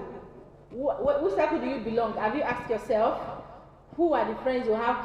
Do you, as a journalist, your fellow journalists are the kind of people you sit down from morning to night to gossip about faction in Swan? Do you want to talk about faction A or faction B? You want to talk about Chidoka? You want to talk about Roke or Tolu? Or you want to talk about Kola Daniel? Or is it my English you want to speak? Excuse me, how long are you going to do that for? How can you wake up in the morning, you leave your house to sit down and gossip when you have 24 hours in a day to make it better? So we should know the kind of circle we belong, the kind of how we spend our time and our energy. Personally, time and energy is very important. For me, my time and my energy is very, very important. Anywhere I go, if there's no positive energy, I move. So how do you want to stay with people with negative energy, who gossip? All they do is just gossip and bring people down every day. You can't go far in life. You cannot succeed if you sit down with people who gossip about people. But come and talk about ideas. Nii, with due respect to him, we all know when he started. She's putting this together. When me and Nii, we are talking. Nii is talking about, he has plenty ideas. This is one of about 15 of the things on his bucket list. This is like 15. Like, I want to do this. These are the things we talk about. Go about this, do it that this way. These are the things we want to talk about. You want to talk about people gossiping other people. How long are you going to do that one for? Okay, someday you want to mentor people. How will you teach them? What will you teach your, even younger people, what are you going to tell them you have achieved? Let's say, for example, you leave the house in the morning, you're going back. If you want to like say, okay, today, what do I achieve? Today I was gossiping about people. I was busy hating on one other person. My dear colleagues, use your time well. Gossip is good as journalists, that's what we do, but picking on unnecessary things cannot take us far. So that's by the way. Another thing I want to say, I just want to round up now with the do's, is that as journalists we should specialize in as much as it's good to diversify, but what do you do? What are you known for? Kola Daniel was just here, he's known for the league. What are you known for? If you're a sport journalist, are you known for heavyweight interviews? Are you known for features? Are you known for investigative reports? Or are you just there? You want to just wait for qua? You want to wait for press conference to be able to get money? I put this on a group, WhatsApp group this morning I belong. Some of our people just, you want to go to administrators. These are facts. You impregnate your wife and you expect sport administrators to pay for child's christening. How? You want to pay house rent. You have to go and lobby for you to be on a trip to be able to pay. For how long, dear colleagues? This is very painful personally. It hurts me. When we have 24 hours, you don't have to rely on journalism. You can have your side business. I can mention some of our people that run their personal businesses apart from journalism. And as a journalist, you can sell your goods and services through your contact, the same contact you have. Let's say, for example, you have a clothing line and you're a journalist, those contacts on your footballers, let's say sport now, footballers, administrators, they know you sell this, they will always approach you, depending on what you do. So, like I said, circle matter. What you must also have a specialty, features, feature writing, interviews, investigative report, match report for me, just, I don't know, but anybody can report a match, but can you just be extraordinary? So for the don'ts, I'll just rush on down. Don't betray your source. I think I mentioned that earlier. Don't go about betraying the people that give you information. Don't ever make that mistake. You know why? It will haunt you. It will come back. It will come back to you. Your source is very important and you have to respect them. Don't ever. Another don't is this. Don't go into journalism for money. We all need money, yes, but don't think, I'm a journalist now, I want to make money. With my master's, I have my MBA, I started with 25,000 naira. One day I'll tell my story. Do you understand? 25K, yes. Because it's very, even now that I'm not writing, it's paining me because I see things that are not right. Nobody's talking. A player just died last Saturday, and all I could see in the news is just condolence messages. Who is analyzing this medical issue in the league? I've not seen any report. I've not seen anyone say anything about the true facts. You don't even have to criticize now, but are we going to analyze, are we going to review the medical and fitness related issues in the Nigerian league? I just see this one morning messages. What's wrong with us? Like, seriously? We really have to know what is right. We do the right thing. Even if you are scared, you don't want to you have your friends. Of course, you can have your friend in everywhere. You can keep your friend, but you can still analyze, review, write opinion. It's very important. Nobody's talking. So that guy died now. Another person could be another person tomorrow. But no one is saying anything. We are all quiet. All the Nigerian media is all about condolence messages. Those are the press releases that we see. No one is saying anything. And if you come out to talk, they will tag you an enemy. Just look at the LMC. Started talking. Someone died. They brought a 5-year-old news of one calibrator, whatever. Why? How insensitive. I miss my opinion writing days. How insensitive. Is that what we should be talking about? They have not called an emergency meeting of medical personnel of all leagues. I was expecting by now they should have summoned all the medical personnel of every Premier League and chairman to this Abuja for a meeting. The minister's essay has gone. Even ministers should call it, do a summon. Emergency, this is about life. But nothing is happening. All I could see from my colleagues, press release. I don't care about months, condole with. So these are the things we need. So if you are that journalist that is writing this, do you know how they will take you seriously? How they will respect you if you are calling a picnic, if you are calling Igalo, you are calling players, if you are told them that this, I'm so I work so, can I have your contact? Can I have your email? They will not say no now.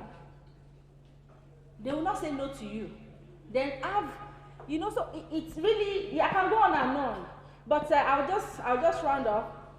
Dear colleagues, there are so many don'ts. I just want to say to you to please be intentional. Whatever it is that you're doing, take it seriously. If it's interview you want to do, go for the big interviews. Whatever it is you put your mind to do it well.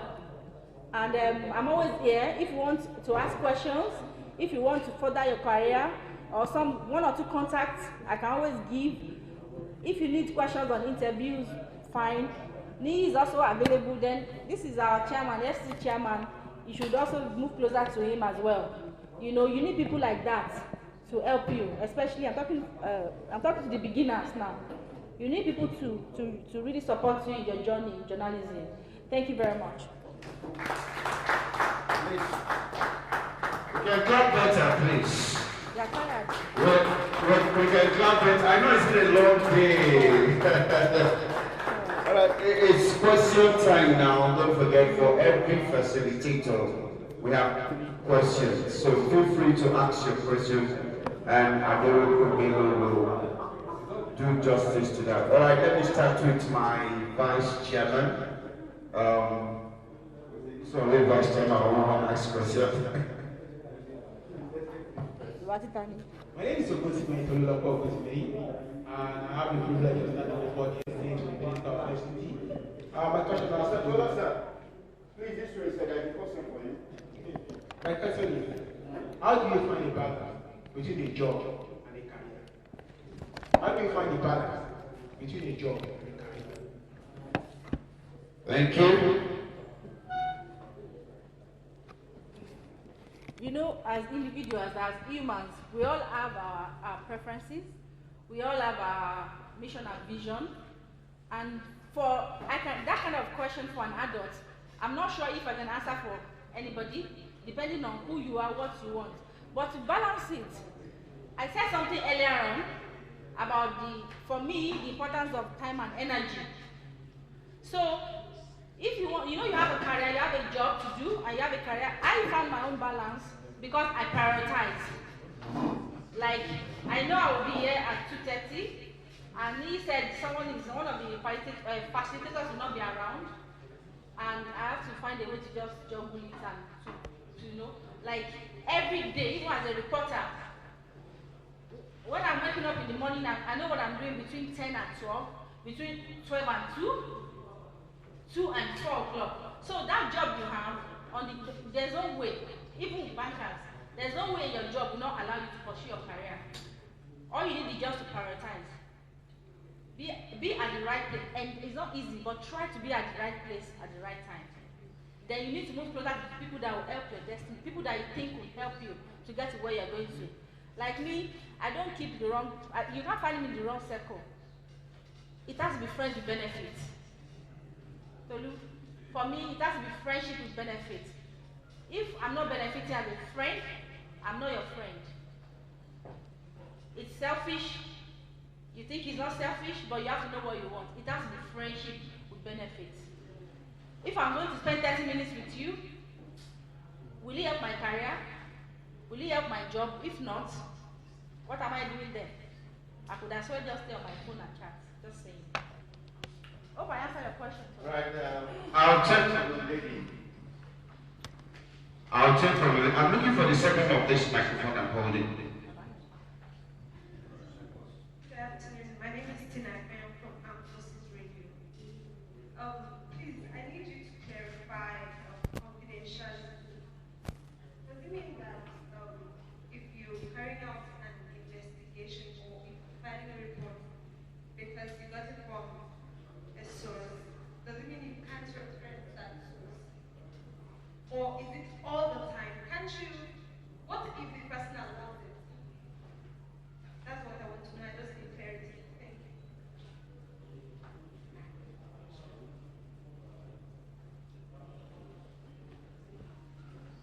you. Thank you so much. I like the question because, you know, confidentiality, you know, as an investigative journalism is different from whistleblowing.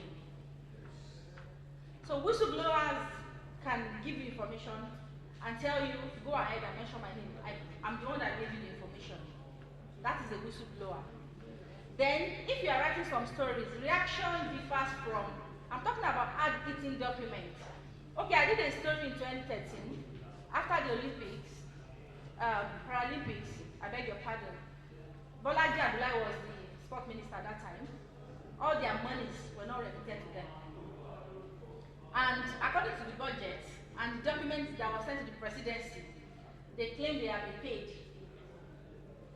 And somebody sent me all the documents signed by Bolaji Abdullahi that monies have been paid to Paralympians, they paid all the debts and all of that, which was not true.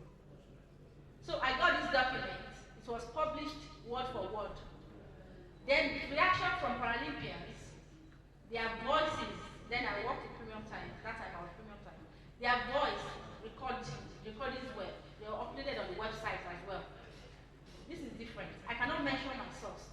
But so far the document is correct, is authentic. Nobody can, they cannot, they dare not, they will never, they no fit contest it. And I cannot mention the name of my source up till now. Let's start with the thread after that. So much thread. Even my editor, even your editor-in-chief, you cannot trust anybody in journalism, especially when you are a mock cracker.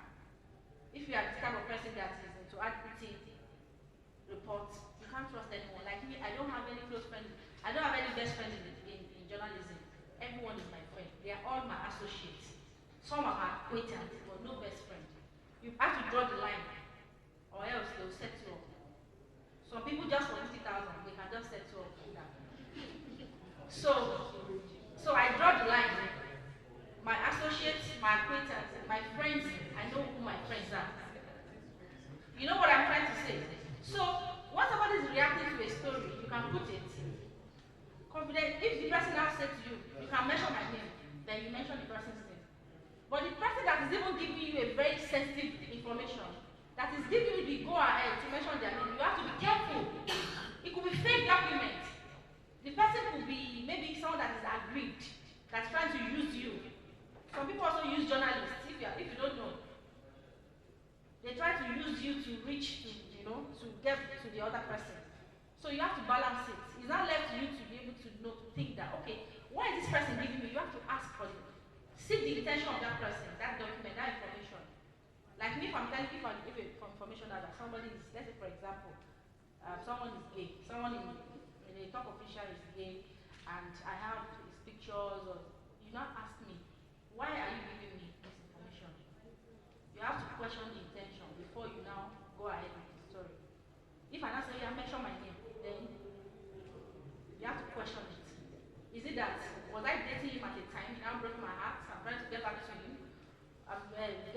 magazine or something, or you get what I'm trying to say. So if someone is giving you information and they say that, they said to you, mention my name, you have to question it. Only if the person is not a whistleblower, because you can't, whistleblowing is different from investigative reporting. Thank you. Right, we'll take the last person. My young brother. Please make it snappy. My name is Timothy Ayefu, Media of South FWC Champions FC and a reporter with Elebete TV Radio. I have a few questions to ask here. I came into the scene as a sports journalist about, I think in 2014, and one of the few persons I met that encouraged me, I think Martins Odiete, Sam Amadou, Kola Daniels also, and you yourself, I know we have been speaking, especially on WhatsApp and the rest. When I came to the scene, okay, let me use this, let me just give this little story. My editor-in-chief there at Post Nigeria, Henry Ogwa is his name, he told me something. He said, you are going to the NFF when I was to submit a letter to SWAN. Then Marcus Odete was the secretary of the FCT chapter. He said some very nasty words about sports journalism, which I can't even say here. No. You know, no. So, you know, when I got there, I saw some signs that actually he was saying the truth. Then later on, the first national game I covered was Nigeria versus Chad at Kaduna. I went there. I saw some things again. I was like, wow. As a matter of fact, it got to a point after I left Nigeria and left the state. What I was doing was still sport journalism, but it was data. And that's what I was discussing with Wally here. We were going to the Nigerian league matches to get data for some companies and all of that before I came back again. We are talking about beginners, people who are just coming and starting. But how do you address issues of people who have been on the stage and then they do not do the right thing?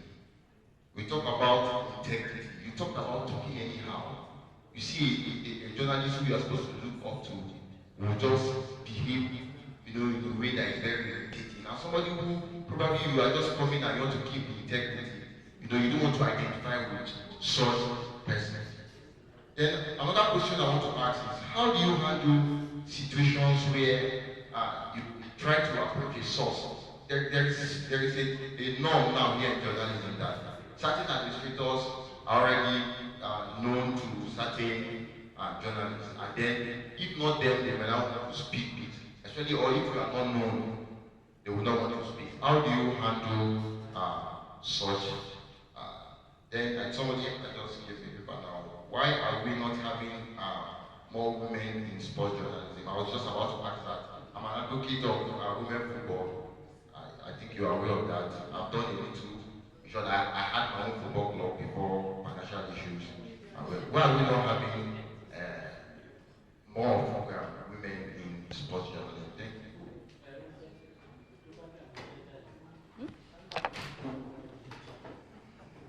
Three questions in one.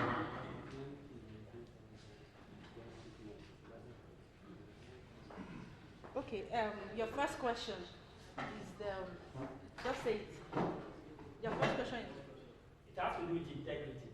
Yes. You're looking at other journalists. No, that's the second question. The second one is getting information from some administrators. Okay, they already have. Okay, integrity is very important, both in journalism and administration. It's a very, okay, I don't know if you were at the conference that I organized last week. One of the panel touched about integrity in sport, but it was more about administration, not about sport journalism. It's sad to say that integrity is something that is very, very, very, like almost non-existent in sport journalism. We have the few good ones, we have the few bad ones as well. But you're asking that this person you're supposed to go and meet, why are they acting like that? Timothy, we've been talking on the phone. You call me, ask for advice, I tell you what to go, not to do, what not to do. You have your reason for contacting me. and I feel very humble about that. But what I want to say to you is that you cannot judge an adult. You cannot ask them why they behave the way they behave. That's fact. You cannot judge people. You cannot ask. I'm an adult. You can't tell me what to do, how to behave. Likewise, those people. Then it's not left to you as a journalist to know where to go to, who to meet. That is why some of our people that are supposed to be mentoring some of us by now, they are still where they are.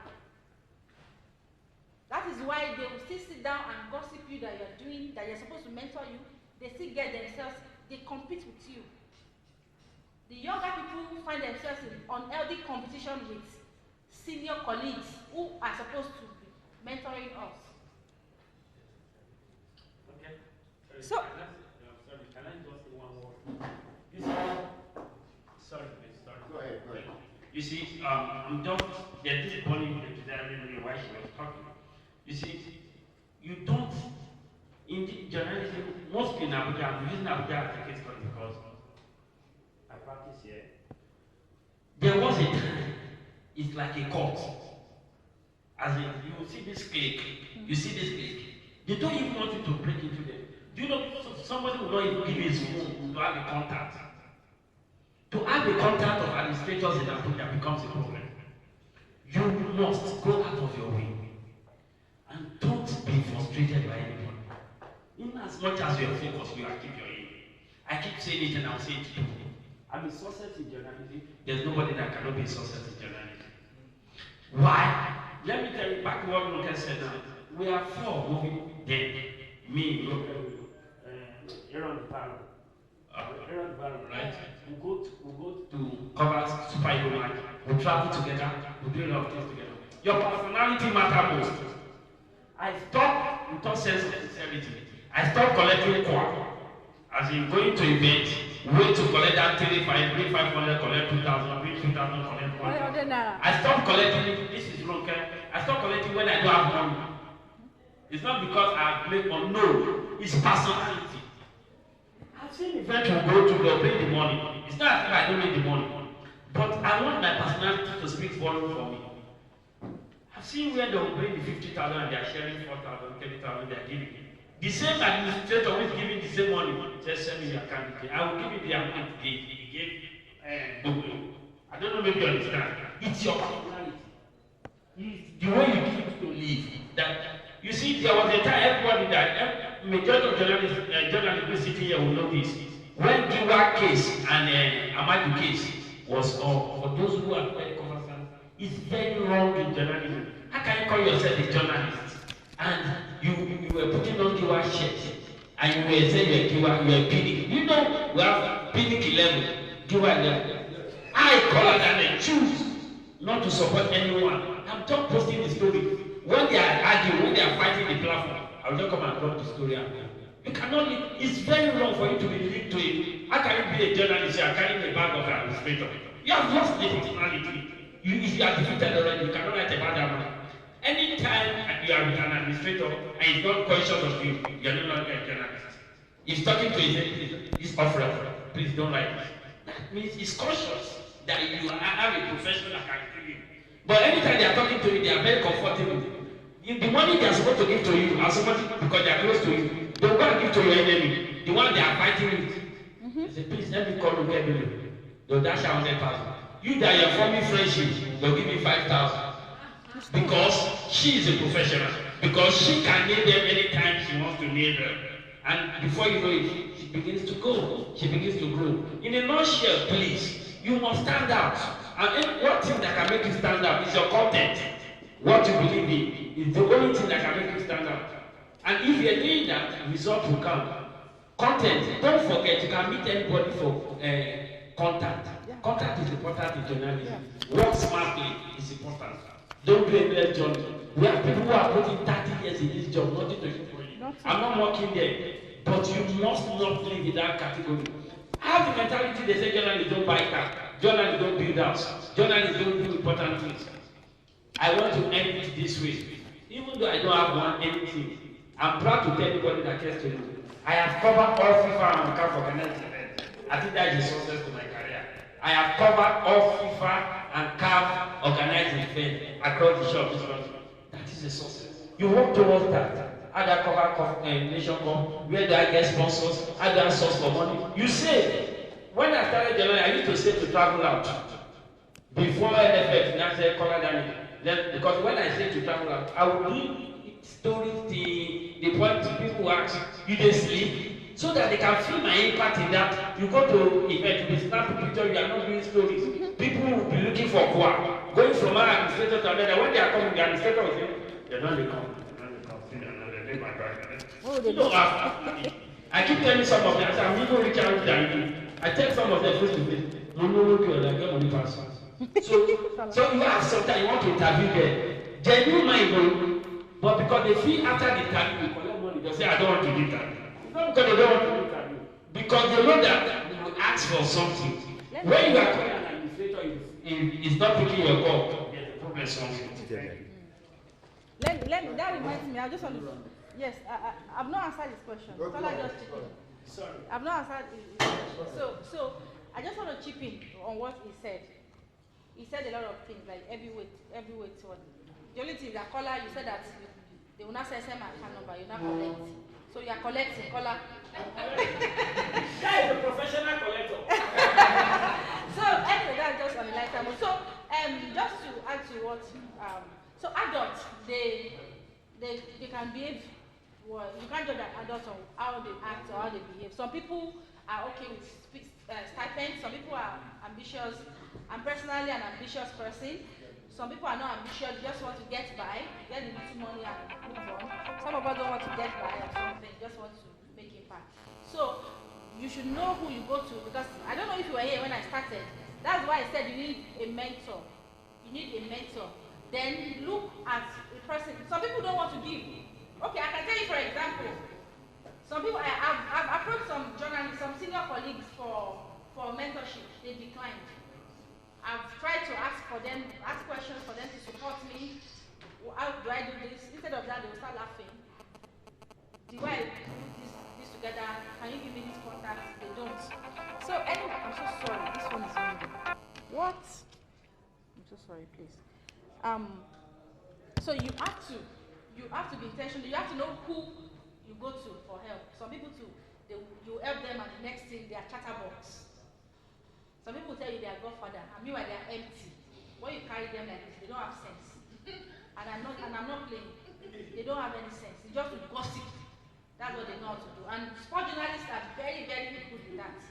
That's why you can't see me anywhere. Like Kola said, we used to move a lot together. And when we are talking, Kola is there. We talk about ideas. He even has more energy than all of us.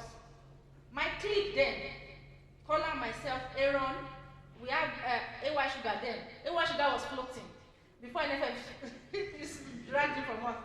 We were always talking about, guy, how we go fit do this thing. Not to say about other people. No. Anyway, so you know who to go to for mentorship. If anyone, if you meet like Ogaki Dokan, he doesn't want to help you, go to another person. Meet Mr. Amaye, meet Hiroele, meet anybody to help you out. Then answering the second question, I'll just rush. The second question about integrity. No, not about integrity. About no, not women. We talk about integrity. Okay, I've answered this. Your contact. Yes, some people. When I came, then I was doing. Some people they call themselves the Megeri 4. Megeri. No, what's 11? Arafat, Obasi. About 4 of them. Wale Gayan. About 4. When we want to go to Megeri, so they block you. Then I went back. When I hit at Megeri, I started writing. I want to ask questions. I want to move closer. There was even a time, the person I was going to take me, a senior colleague that said, take me, let me even interview him. Because it's good for me, I love interviews then. And I always target top people for interview. So I wanted to interview, they would just block. And then I was like, new. What's going on here? Do you know how to advertise that? Maybe I was like, I'll go back to my premium time. Something stop. This is go and look for news. Bring the big news. Why? The places I've worked, if you submit just anyhow, they will not even publish. So it has to be like it has to be exclusive. Some people can be a witness and they call me okay exclusive. Karabo, this called me Rocket because I'm always looking for the exclusive. I want my byline to carry exclusive news. I want when my name is Googled, exclusive news comes out, not just the regular ones everybody's doing. So, about contact.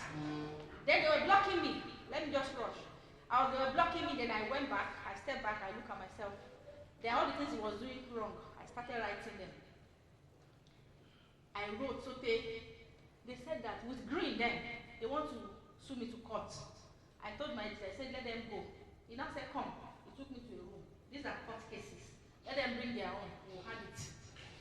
Then I now have confidence that, when I saw the people that have sued us, they have sued us to court in the past, so I was like, okay, there's no shaking. Then I wrote, I started writing. I will call his number, he will not answer me. No reaction, no comment. By himself one night, he called me. On what? Imo. There's one app there, Imo, I just saw the call.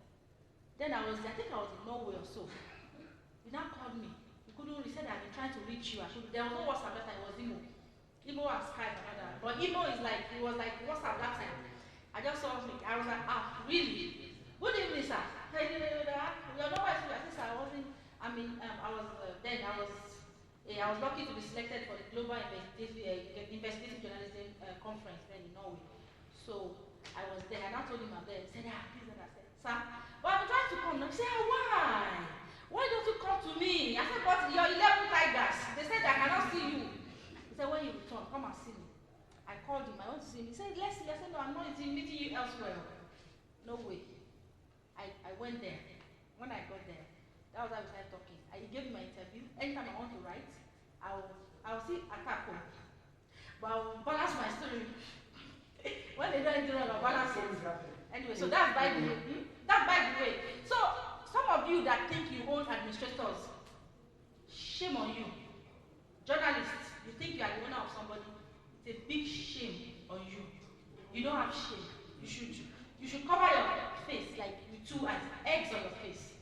How can you be blocking your fellow colleagues from accessing newsmakers? Do you know that can even cost them their jobs? Then they talk about, some people even call me that, okay, I'm calling Penny, he's not answering me. I said, send him a text about what you have to do. Give him about 24 hours, then screenshot that text and put in your news, so far it's online. That this was the message, he did not react. Go ahead. By himself, we'll call you. It's the truth. They will call you, they will look for you. So far it has double ticked on WhatsApp or something, put it in your report. Let them go to any court. So this is just what I want to say. For contact, you have to do good stories that will dignify you. I've been lucky to write a lot of stories about Super Eagles players and all of that. I wish I had more female journalists here. You know, I would have talked to them about intimacy with sport administrators as well. It is something that is very, very tempting. Some of them want to speak with you. They want to ask you to come to their hotel. Like I said, as an adult, you decide who you want to be with. But sometimes, why not, even if you want to do, why not stick to one person? Now you've been Nasarawa, now you've Makodi, you are in Imba, you are Super Eagles, you are everywhere. Please, stop giving us bad names. Stop giving us bad names. Stay in one place. If it's one person you want to stay with the person. Let us know you are there.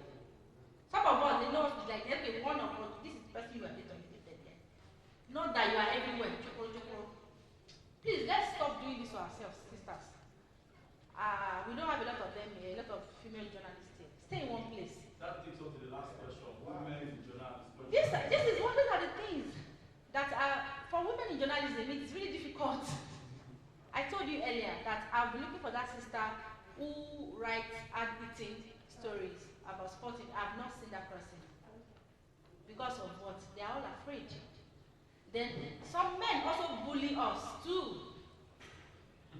Yes. Yes. Some people, they will not tell you about bullying. Nobody really wants to talk about it, but there are bullies. They want to tell you you're a woman. Why are you outside? I've been called, someone told my husband that journalists are prostitutes. Yes, that female journalists are prostitutes, which is a lie. Why do they have so? I don't blame ladies that try to move away because they don't want to be labeled. we have to still do what we have to do. You know why? They will tell you bankers are prostitutes as well. But you have to do what you have to do. You know why? Because people will talk. Either you do it well or you don't do it well. People will talk. Then I think also women, we need more female mentors. We need an all-inclusive circle of female journalists.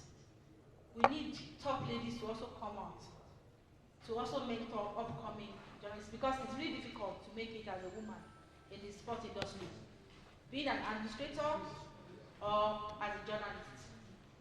But sister, wherever you are, if you are watching online, hang in there. If you want to be a female journalist, if you're a female and you want to be a journalist, don't let anybody stop you. Go for it, but dignify yourself. Be different. Thank you.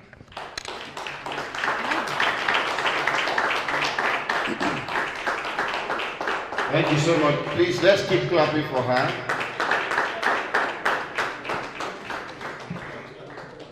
Dear members of the Fourth Estate of the Realm, if you know the meaning of being a member of the Fourth Estate, then you know and agree with me that journalists all over the world, they can shape the world. They are part of those who build a country.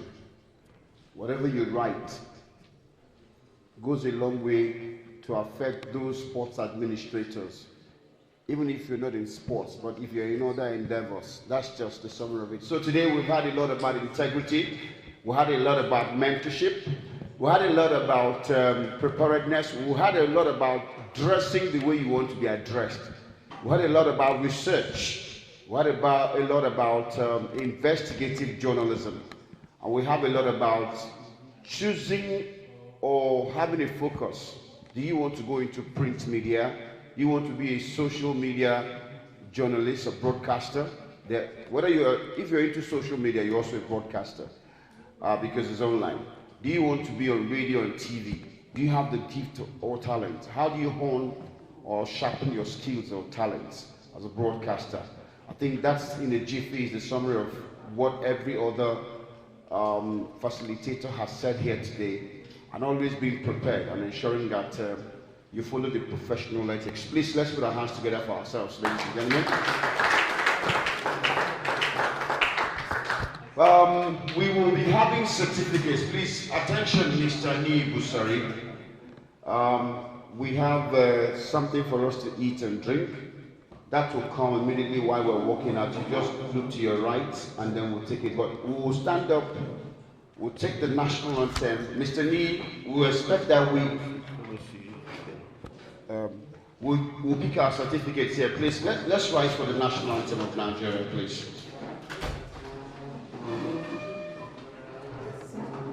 One to go. Arise, O compatriots, Nigeria's call obey, to serve our fatherland with love and strength and faith. The labor of our heroes best shall never be in vain. To serve with heart and mind, one nation bound in freedom, peace and unity. Thank you so much for coming. We thank you. We thank NTA AIT. We thank the FCT FA chairman and all those that have made this possible.